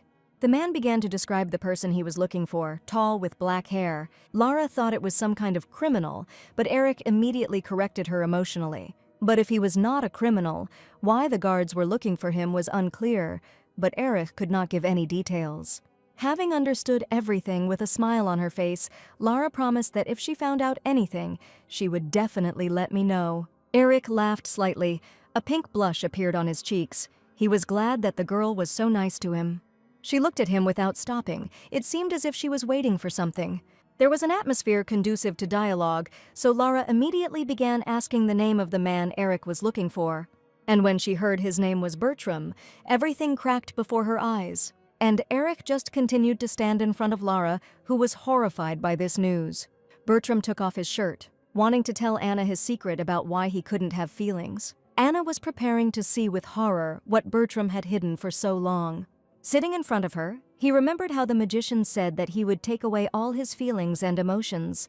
He also showed that he had a ruby in his chest, which was placed in him when the spell was performed. Not long ago, when Anna called Bertram cute, these parts began to tingle, even though these parts shouldn't feel anything after the curse. Anna couldn't believe her eyes. She wanted to look closer, to touch. And at that moment, when Anna began to touch Bertram's chest, Lara entered the room, realizing that she had once again interfered. But she decided to speak out, so she shouted that a suspicious man had come asking about Mr. Bertram. Anna and Bertram immediately turned their attention to Lara, who had sat for the promised 30 minutes. Leaning against the door, she scratched her nose and wondered if they hadn't had 30 minutes yet. The heroine began to furiously justify herself, not wanting such misunderstandings. Buttoning his shirt, Bertram confirmed Anna's words, saying that they were simply consulting. Then Lara was asked if 30 minutes wasn't enough to discuss her personal life. Remembering that Lara had not just interrupted them, Anna asked what the important news was. And when they heard that something serious was happening, as the knights were looking for Mr. Bertram, Anna became afraid. Lara began to remember Eric, who asked her about Mr. Bertram. She described him as quite friendly, and he also asked her to contact him if she found out anything. Bertram was interested in what this man had said about him, but Lara replied that these were external parameters. Bertram decided to remember his name just in case, and Anna agreed with Bertram's description because it was quite accurate. But Bertram disagreed with this, since it was wrong to use parameters such as clean or dirty when searching for a person. Overall, the news wasn't the best. Anna wondered why these people were looking for Mr. Bertram. But remembering his past, he could guess why they were looking for him. His uncle had been looking for him for several years already, or rather 3 years had already passed since Bertram left Schliessen. And he decided to go so far as to ask the knights to search for him, which upset Anna. Anna didn't understand whether Bertram would now simply have to return home. Bertram, looking at Anna, turned to her, which attracted her attention. He decided to ask if Anna felt awkward around him, which surprised the girl greatly. He had previously spoken about the changes he was experiencing, so he was afraid that Anna would not understand or accept this. At first, the girl did not understand what the man was talking about, but then she remembered how he felt when she called him cute. Bertram didn't want to lose this thread of hope, so he thought that if he weren't a burden, Anna would agree to help him. He asked her to let him stay a part of her life for a little while longer. Lara was shocked to watch this. Anna was stunned by these words. She didn't know how to react to them. It was so unexpected. And after some time, under the dim light of the lamps, she answered briefly, "Okay." Morning came. The sun was already at its zenith, shining so brightly that it was unbearable to be outside. Franz had only just gotten up, although it was lunchtime, but he had only had breakfast, as well as his entire team, which was supposed to inspect the surrounding area yesterday. They complained that they had been asking people questions all night and had found nothing. They felt they were approaching the issue from the wrong angle, as the locals couldn't stand soldiers, so they had to do it undercover. Franz understood that the further the village was from the capital, the less respect it had for the authorities, so he assigned Eric to survey the largest area. It was true that Eric had the most harmless face of all the knights. Franz at this time decided to offer to enlist the help of the local guard. But because of the village festival that was taking place today, the guards refused to help. The knight captain was so upset by this that he slammed the table hard to express his emotions. His subordinates practically didn't react to this anymore, because it was normal when Franz couldn't do something. As Eric reached for a jar of jam to spread on his bread, Franz walked up and snatched the jar right out from under the boy's nose. Others calmed Eric down, and Franz poured himself some jam and asked what kind of pig festival this was. Having heard and understood what kind of event it was, Franz knew that His Highness would not take part in such a show. He didn't yet know how wrong he was. Franz clearly knew his master very poorly. Anna decided to ask again if Bertram was really going to take part in the pig driving competition, to which the man answered positively, and only Eric suggested that Bertram might have participated for his own livelihood. But Franz thought that this was complete nonsense, since the pig would spoil much faster than he could eat it. Remembering the guard's words, they knew that Bertram had 2 women with him, but Franz thought that he was accompanying them temporarily, and his terrible social skills would not have allowed His Highness to find any companions. Franz noticed how Eric tried to reason based on the prince's habits and mannerisms. He really tried his best, but many hoped that he would not overdo it. The reason Franz took someone so inexperienced is because Eric is very promising, but most likely they took him only because it was very easy for them to wash due to his kindness. An unexpected knock at the door distracted him from these thoughts, and then a voice was heard addressing Mr. Eric. It was surprising, because it was a female voice, who also said that she wanted to help Mr. Eric in his search. Eric immediately threw on his jacket and ran to the door. The men were glad that Eric's harmless face worked again. It was Lara, with whom Eric had spoken yesterday, standing in front of the door with a smile on her face. She asked if Mr. Eric lived there alone, but he didn't quite understand the question. So he asked again, not knowing what to answer. He looked around to attract the attention of others. The men understood everything and gave their blessing to this little lie. Eric began to get nervous and felt uneasy as he had to lie right to the eyes of a sweet girl. Franz understood that the crowd of men was frightening the girl, so they had to hide. The night captain believed that Eric would be able to handle the interrogation on his own. Franz continued to stand behind the door, wanting to hear all the information that the girl would pass on to Eric. The knight began to ask the girl if she knew exactly where the person they were looking for was, which Lara decided to just hint at. The crowd of men standing around the corner could not believe that the prince would actually go to the festival.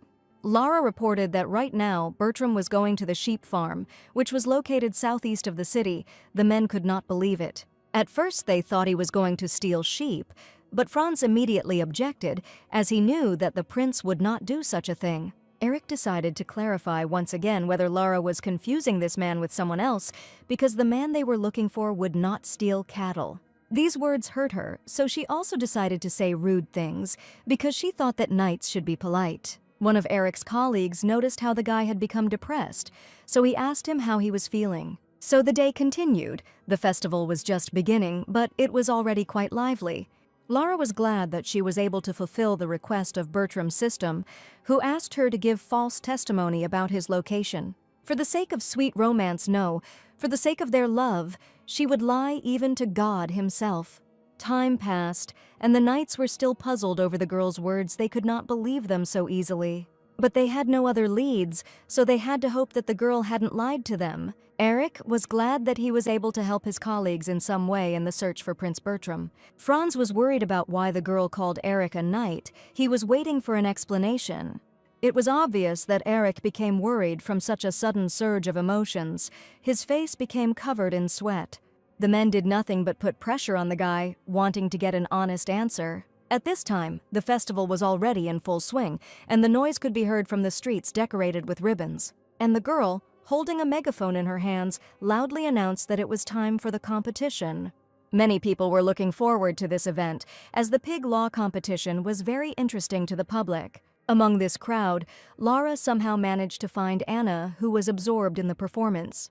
Anna immediately asked if Lara had managed to deceive the knights who were looking for Bertram, to which the girl responded positively. Now it was possible to relax and immerse oneself in the festive atmosphere. Bertram was already on the field and was given an armband indicating that he was a participant. Noticing Anna in the crowd of people, he immediately waved his huge palm at her. Anna was so happy about this that she waved back, and Lara, who was watching this, understood that something was happening between these two. So she decided to ask right away, directly, whether Anna liked Bertram. But Anna began to deny everything, saying that they were just an employee and the owner of the restaurant. Suddenly, the heroine remembered that she had forgotten to tell Bertram something important. She wanted to ask him not to overdo it in the competition in an attempt to win, and not to get hurt. Lara was amazed at how Anna did not notice her own feelings. They were obvious. The boars had already been released. Hefty pigs, heavyweights, running straight towards the contest participants. It was clear how uncontrollable this animal was. It obeyed only its own instincts. Seeing such a monster, many participants were frightened. They were afraid, because the boars were really very dangerous. A few seconds later, one of them was knocked down incredibly quickly, and the other one, in an attempt to escape, the pig caught up with and pushed from behind. Anna was worried because she didn't see Bertram. Everyone was screaming, but no one had been seriously injured yet. Unexpectedly, she was finally able to see her man, for whom she was very worried. Bertram walked forward with confident steps, and in every step he took, one could feel this steadfastness. His behavior was amazing. Never before had anything like this been seen. Bertram carried on his shoulders those who had already been knocked down by the boars. The presenter didn't understand why he was bothering so much, but he believed that people had already suffered enough in the war. It didn't really fit the theme of the festival, but she was grateful for such a lesson. And after all, they already had a winner. Anna and Lara, who were watching this, were delighted and joyfully applauded Bertram. It's certainly not what they expected, but winning a little pig is still cool. The girls did not understand this, as they expected something larger, since they planned to bake it. But they will have this prize for winning for a couple more years, so that they can at least grow up. When Bertram tried to take the main prize, the organizers were surprised, since usually a large pig is roasted and divided among everyone. But he was not a resident of the village, so he received such a piglet. The prize was very cute and funny. Now he could become Bertram's pet. The man asked if Carla would like this pig, to which even Anna could not answer for sure. In her own thoughts, she assumed that her mother would say something like this first. She brought this bear, and then also a pig that couldn't be eaten. Do you even know how expensive it is to raise a pig? Get out and take this bear and the pig with you? These were the words she expected to hear from her mother. But she didn't tell Bertram this, although everything was clear from her face without words. Seeing Anna's reaction, Bertram suggested simply catching a wild boar and then eating it. The girl did not try to stop Bertram, who was already giving orders to his pet. After some time, Anna, with a smile on her face, stopped Bertram because everything was fine anyway. Grabbing Lara by the shoulder, she asked her to look at Bertram, who was very nice. With the piglet, his image was indeed quite cute, especially in Anna's eyes. Lara agreed with this, but it was more of a hopeless situation. She couldn't say otherwise. Anna ran away a little and said that she would go find the elder who had gone to drink. The girl looked at her sister with a hopeless look. It was so sad to realize feelings that were not obvious to Anna. At this time, the knights had already arrived at the place where Lara had pointed them, as this was their only clue. The horse looked at the strangers with a rather aggressive gaze, probably thinking about who was in front of it. Franz did not deviate much from the knight's position, thinking approximately the same thing. Their gaze was similar. Franz reached out to the horse's mouth and asked what it was doing there and where its owner was. From the animal's actions, it was clear that this man did not deserve an answer, even if he had at least offered a carrot before asking. The knight captain tried to remind the horse who he was, because this horse had previously belonged to Bertram. The horse's name was Monart, and he had been Bertram's dear companion for a long time. A man passing by remarked how wonderful Franz was, because the horse had such a bad temper that his owner could not cope with him. Franz asked where the said owner of the horse was now, to which the man replied that he was most likely in the village. These words puzzled the knight captain a little, as he realized that the information was false. The elder was already leaning on one hand. He felt so bad, and all because he drank too much. When the elder woke up, he said that as soon as the festival was over, they would return to their home village. Having come to his senses a little, the old man was shocked he did not understand why Bertram was driving the cart. But since the elder had drunk too much, there was no one to drive the cart, so Anna asked Bertram. The grandfather was unhappy with this because he knew that Carla would kill him. Evening had come. The house was already very close. Their short journey had come to an end. Carla had already left the house to meet the newcomers, but she did not understand why Bertram was still with them. A joyful Anna greeted her mother, who was not entirely pleased for personal reasons. She also wondered what kind of pig Bertram was holding, and was told that it was a piglet from a pedigree pig from a neighboring village. Bertram decided to give it to Carla right away, but the woman decided to say everything that was on her mind, adding that he was an uninvited guest. She only allowed him to stay for a couple of days because Anna had brought him and all the work he had done at the restaurant was worthless. Then Bertram decided to clarify. It turns out that he still has not paid off his debt to the Burt family. Carla didn't understand what Bertram was talking about, but he continued that it wasn't surprising, since he was given such easy tasks. From now on, he asked to give him any assignments. After these words, he went to the restaurant, and Carla began to scream throughout the yard. But Bertram said he would do any job to prove his usefulness. He was determined to do so. It was such a mess. No one understood anything, and the piglet wanted to eat, so Anna's mother told him to take it to the vegetable warehouse. While Anna was showing the way, Carla was shooting her eyes at the elder for not fulfilling her task. In anger, she began to scold him. The old man tried to justify himself before the stern woman, but all was in vain. Carla was outraged, because if things continued like this, Bertram would settle in their village forever. The headman did not understand why Carl was so afraid, because it was normal for Anna to give shelter to the homeless. But the woman explained that she was getting older and had already noticed how she was starting to get tired of new people. The old man could guarantee one thing for sure: Bertram was not a bad person. He was sure of it. Then, to confirm his words, the old man told what happened in the city with Anna and Lara. Carla couldn't believe what she heard. It was difficult for her after such a story. She didn't know what to say. Since she could not even imagine that Bertram was such a person, she considered him dangerous, but all in vain. Anna noticed that her mother was approaching, so she called out to her. The girl boasted that they were able to make a pen for the piglet and pointed it out. Since he is a piglet from a pedigree pig from a neighboring town, he will grow up to be huge. But his mother didn't think so, because what they fed him in the city and what they could feed him were not the same thing.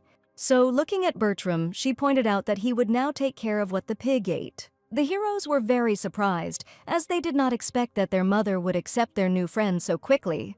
Anna was also surprised that her mother allowed Bertram to stay, but Carla said that it was only until they killed the pig. And also, the only condition was that he would spend the night not in their dining room, but in a dormitory on the farm. Everyone agreed to the terms. Anna was so happy that she started jumping for joy.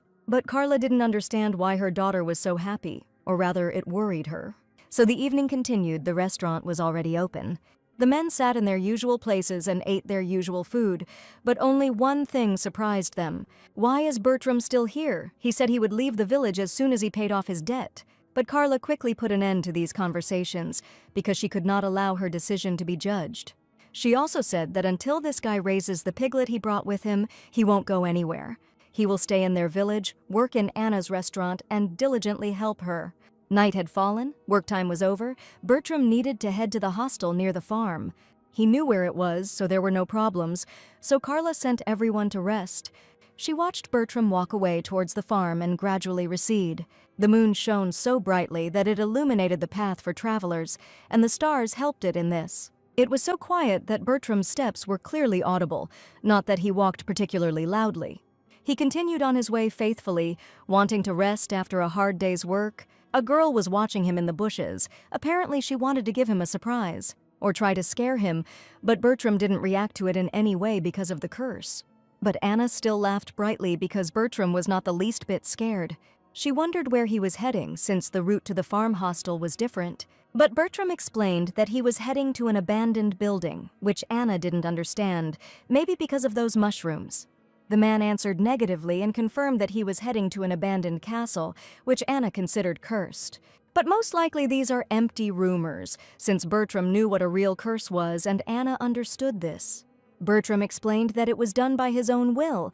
He himself asked the magician to cast this curse. After all, he believed that this was the only way to end the war as much as possible at that time. It was the best solution he could come up with. If he had not done this, perhaps his life after the war would have been filled with regrets. He did not regret his choice. It was a conscious decision, Bertram answered Anna. And also, looking at the girl, he said that he had finally found the key to change. Anna's cheeks turned slightly red. She understood that they were talking about her and her words. Deciding to quickly change the subject, the girl said that she would take Bertram to the abandoned building. So, climbing up the mountain, they walked for some time, and it was wonderful since they talked a lot. After some time, the castle was already visible in the distance, so Anna said that they were almost there. Sweating and out of breath, she pointed her finger at the castle, which stood almost at the top of the hill. This lonely castle stood among the trees, all dark and gloomy. They say it used to be a lord's castle, but it has been abandoned since the owner of the castle died. Bertram wondered if it was because of the curse, but Anna didn't know the exact answer. He assumed that this was the reason for the rumors about the castle's curse. The lord's death was still shrouded in mystery. When people don't understand why something is happening, they want to blame it on at least a curse. But this was beneficial for Bertram because pursuers would hardly go to such a place. Anna understood that if they appeared, it would be difficult to hide even in such a place. Bertram didn't think so. Looking around, he concluded that he could stay here for a longer period. Compared to other parts of the castle, this place felt like it had a human presence. It looks like someone had lived in this place quite recently, and he was wondering if tramps often stayed in this place. Anna began to tell what she could not say before. In fact, there was a person who often came to this place. Looking down, she decided to say the man's name, Hans Bert, her father. But didn't Anna's father die in the war? Bertram asked, and the girl answered positively. The girl also said that her father did not die in battle. It turns out he died for another reason. Her father often visited this place during his lifetime, saying that he was engaged in growing various agricultural crops. Looking at all the things that were in this place, Anna told how her father personally brought them. With a smile on her face, she said that her father was called up towards the end of the war. Quite by chance, his unit was sent to his native village, and there he took part in a battle. And after all this, the father returned to the shelter as if he was not himself. He was detached and silent, something Anna had never seen him like before. But the funniest thing was that after the war, it was his own commanders who tormented him the most. They interrogated him, asking how he survived, whether he was a spy. And one of these missions dragged Hans back to the front, thinking that once he was on the battlefield, his tongue would loosen. But suddenly a shootout began, in which Anna's father died. She could not speak calmly about this. Her eyes filled with tears. From then on, Anna began to think that all this happened because of the cursed castle. Anna cried bitterly. It was obvious how much she missed her father, how much she loved him. But she was able to smile because she understood that there was no point in thinking about it now, and when Mr. Bertram said that the curse was just empty rumors, her soul felt lighter. Now they had a secret place where Mr. Bertram could hide if the pursuit came for him. With a smile on her face, Anna looked at Bertram and also promised that she would bring blankets to this house. Bertram couldn't reciprocate because of the curse, but Anna was sure that he was as happy as she was. Turning around, the girl did not intend to stand in one place for long, so she suggested going back. Anna walked down the hill and headed towards the restaurant with Bertram watching her go. But suddenly Anna turned around and looked at Bertram. Suddenly, a desire flashed through his head. He wanted to return that look to Anna. Bertram touched his lips. He didn't understand what was happening to him. Perhaps the curse was weakening. Morning came. The sun had already risen and everyone had to go to their workplaces. Anna's restaurant wasn't open yet. They were just getting ready for it. Carla was unhappy from the very morning, but it was unclear why. But afterward, it became clear that she was worried about how the two had gotten closer, or rather when they had managed to do so. They didn't even pay attention to Carla anymore. They were together the whole day. She understood that Anna had grown up and now was the time to show interest in guys. But if this continues, what if this guy starts to have feelings for her daughter? This thought scared Carla. Would this big guy really be interested in her tiny daughter? Carla decided not to keep him waiting for long and find out how old Bertram is. To which Bertram replied that he was turning 25 this year. Anna's mother was surprised, because at that age many people already get married. But Bertram immediately said that his marriage was being arranged by his uncle, who had not yet said anything. Carla wondered why her uncle was doing this and not her father, and she discovered that all of Bertram's relatives were dead. Realizing that there was no longer a place Carla wanted him to go, Bertram decided to leave. But Carla stopped Bertram by asking a question. She wanted to know if Bertram thought Anna was beautiful. She began to justify herself by saying that Anna was not at all like them, although in her youth Carla had been very beautiful. Bertram admitted that even now, Anna's mother Carla could be called a beauty.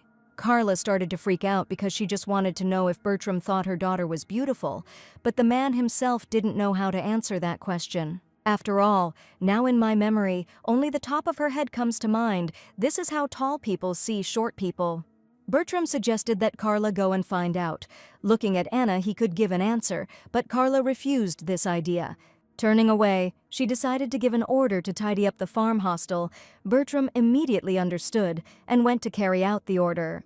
He also said that he would keep secret everything that Mrs. Carla said today, which surprised the woman. After all, if Anna found out that her own mother called her not particularly attractive, she would feel unpleasant. As he left, holding a broom in his hands, he promised to keep this dialogue a secret.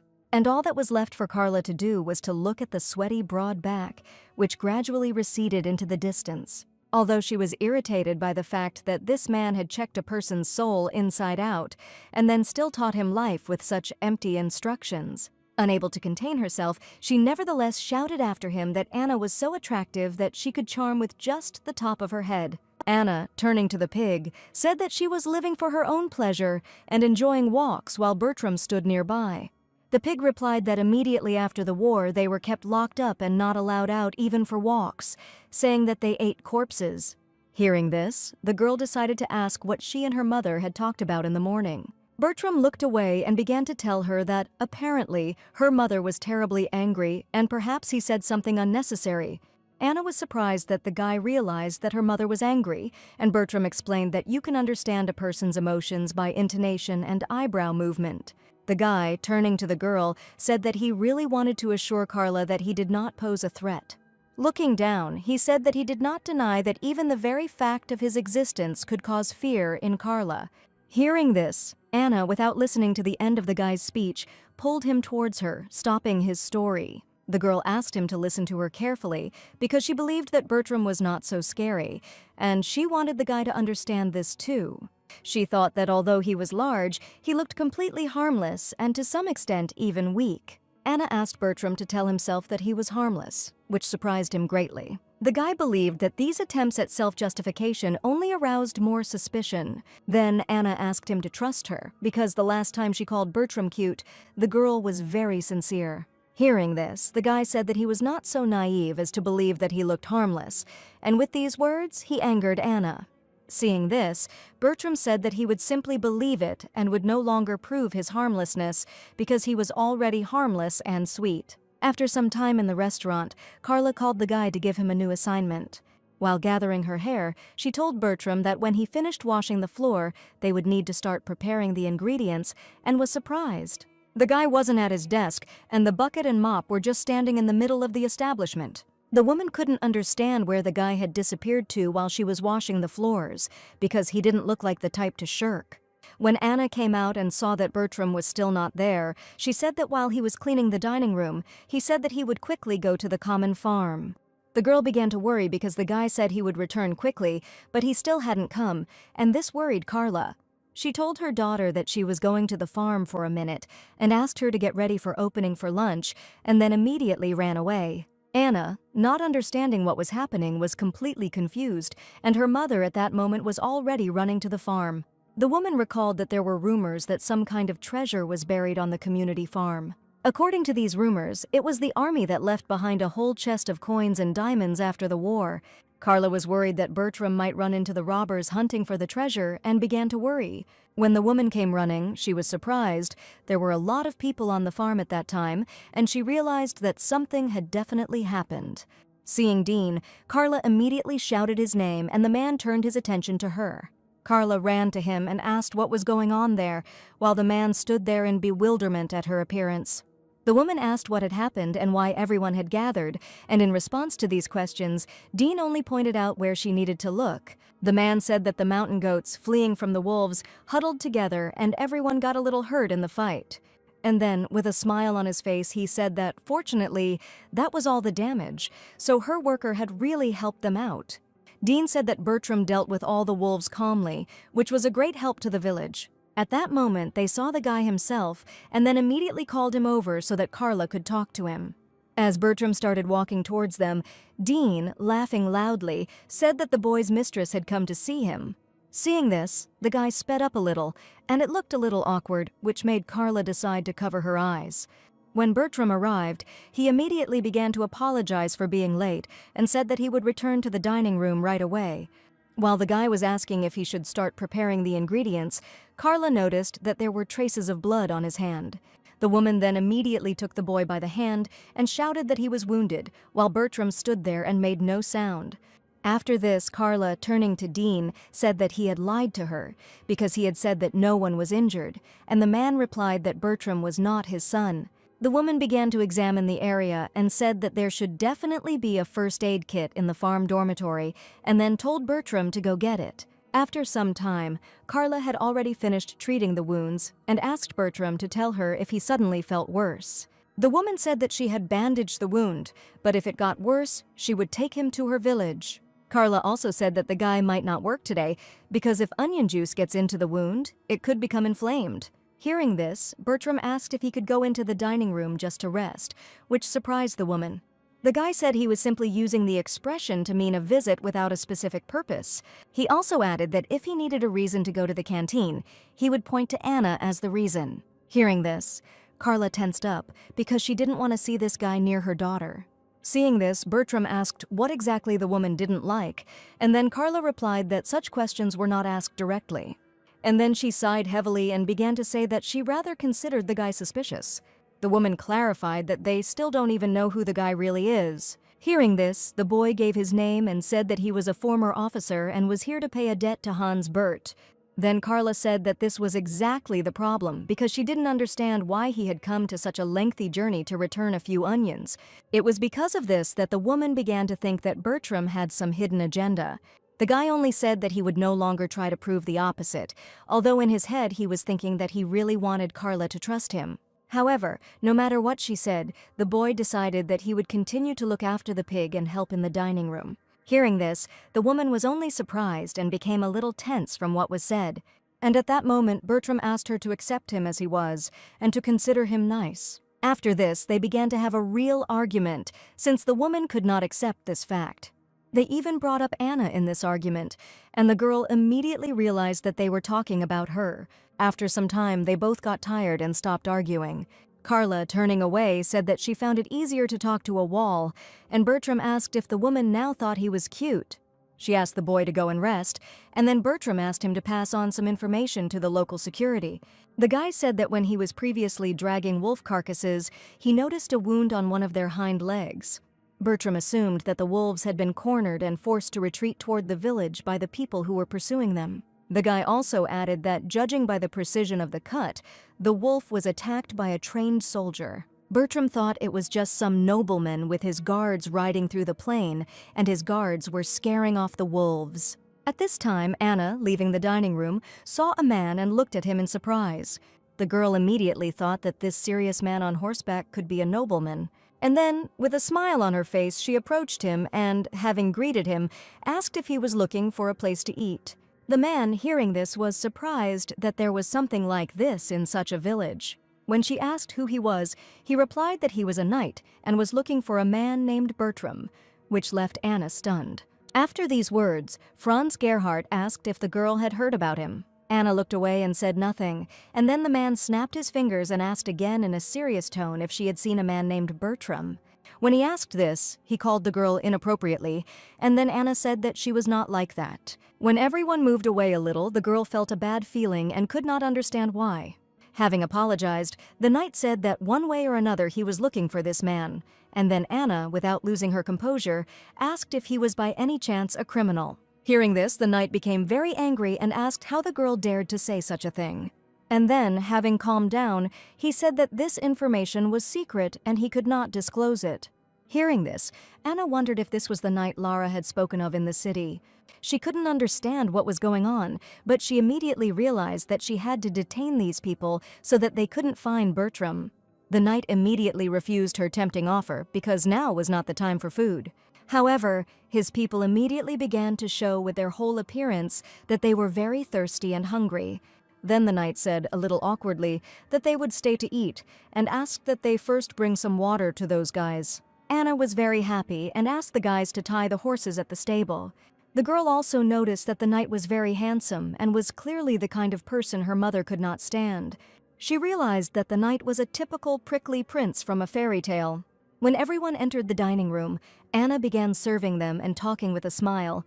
At that moment, the knight said that he did not expect anything outstanding from a dive in such a remote place, and then Anna barely restrained herself. After she had completely set the table, all the guys began to thank the girl for such a wonderful presentation. At this point, the knight asked what time visitors usually came here, and then the head man entered the door. Anna immediately ran up to him, and her grandfather asked what had happened, since this was not how she usually greeted him. At that moment, a knight immediately approached the headman and said that he wanted to ask something, while Anna tried to change the subject and offered fried onions. The grandfather began to ask what brought the man to this humble village. Then the knight asked if he by any chance knew a man named Bertram, and the elder immediately said that the description itself was frightening. Grandfather also noted that there are a lot of former soldiers in the village, so there are quite a few large men here. Hearing this, the knight asked to make a list of the visitors, and the grandfather immediately wondered why he needed this. Then the man reminded that he was acting on orders from the state, and as a citizen, the grandfather was obliged to cooperate. When they got into an argument, the knight said he needed to meet the elder and test his ideology. Then the grandfather replied that he was the village elder, which put the knight in an awkward position. At this moment, one of the women in the dining room asked Anna if she could eat now. Then the knight realized that, besides the headman, there were many other people from whom he could ask this information. He approached the woman and, introducing himself, began to say that he was looking for one person, when suddenly Anna shouted whether the aunt was ready to place an order. Then the knight became really angry and shouted to his men that if they had finished eating, they needed to get back to work. Anna, hearing this, began to offer to take more food, saying that it was impossible to sit in an establishment without ordering anything.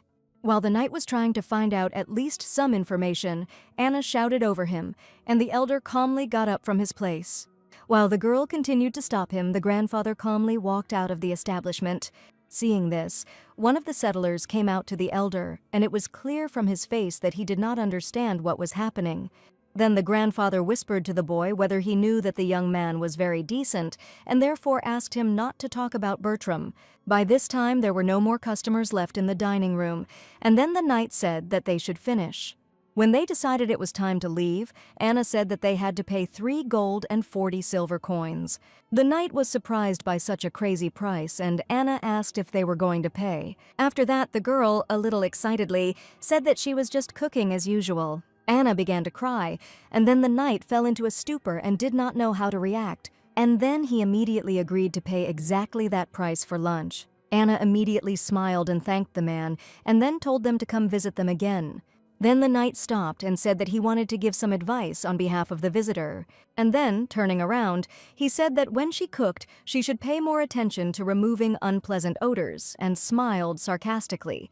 While Anna continued to smile, the knight noted that with such abilities they would not last long because the food was not tasty. Hearing this, the girl was a little surprised, and the knight simply waved his hand and headed towards the horse. Anna tried her best to restrain herself because this man was simply unbearable. The knight had a clear feeling that everyone was conspiring behind his back.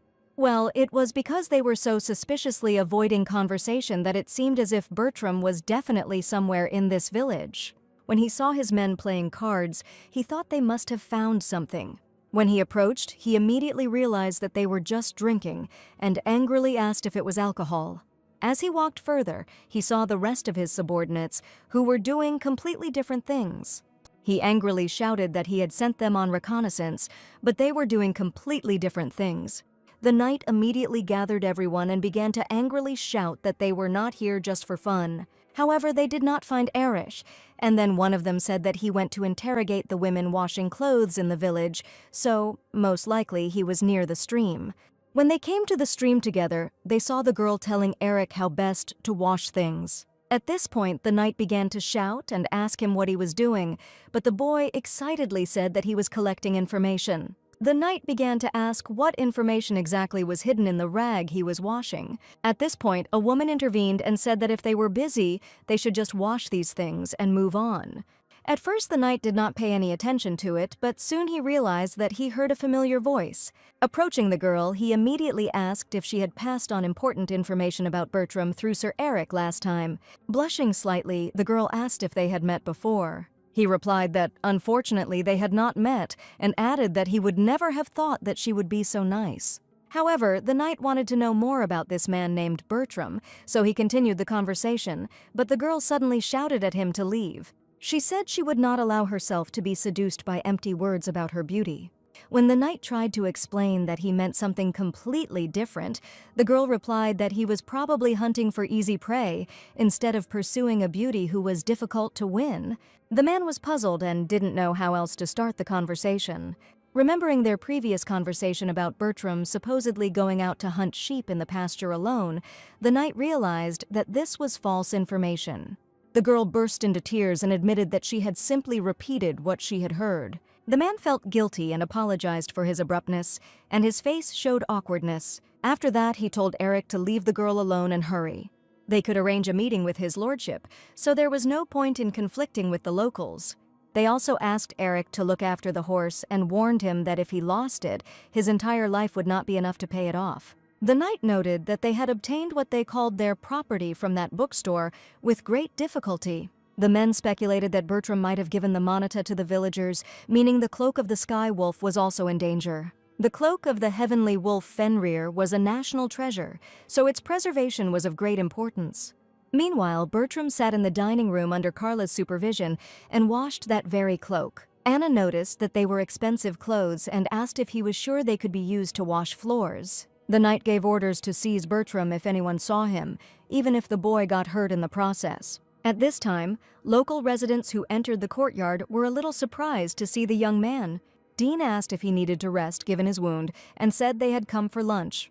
The man invited Bertram to join them as they were just about to prepare dinner. The young man immediately noticed that Anna usually brought food to the common veranda. Dean replied that she was late today, so they decided to cook the food themselves.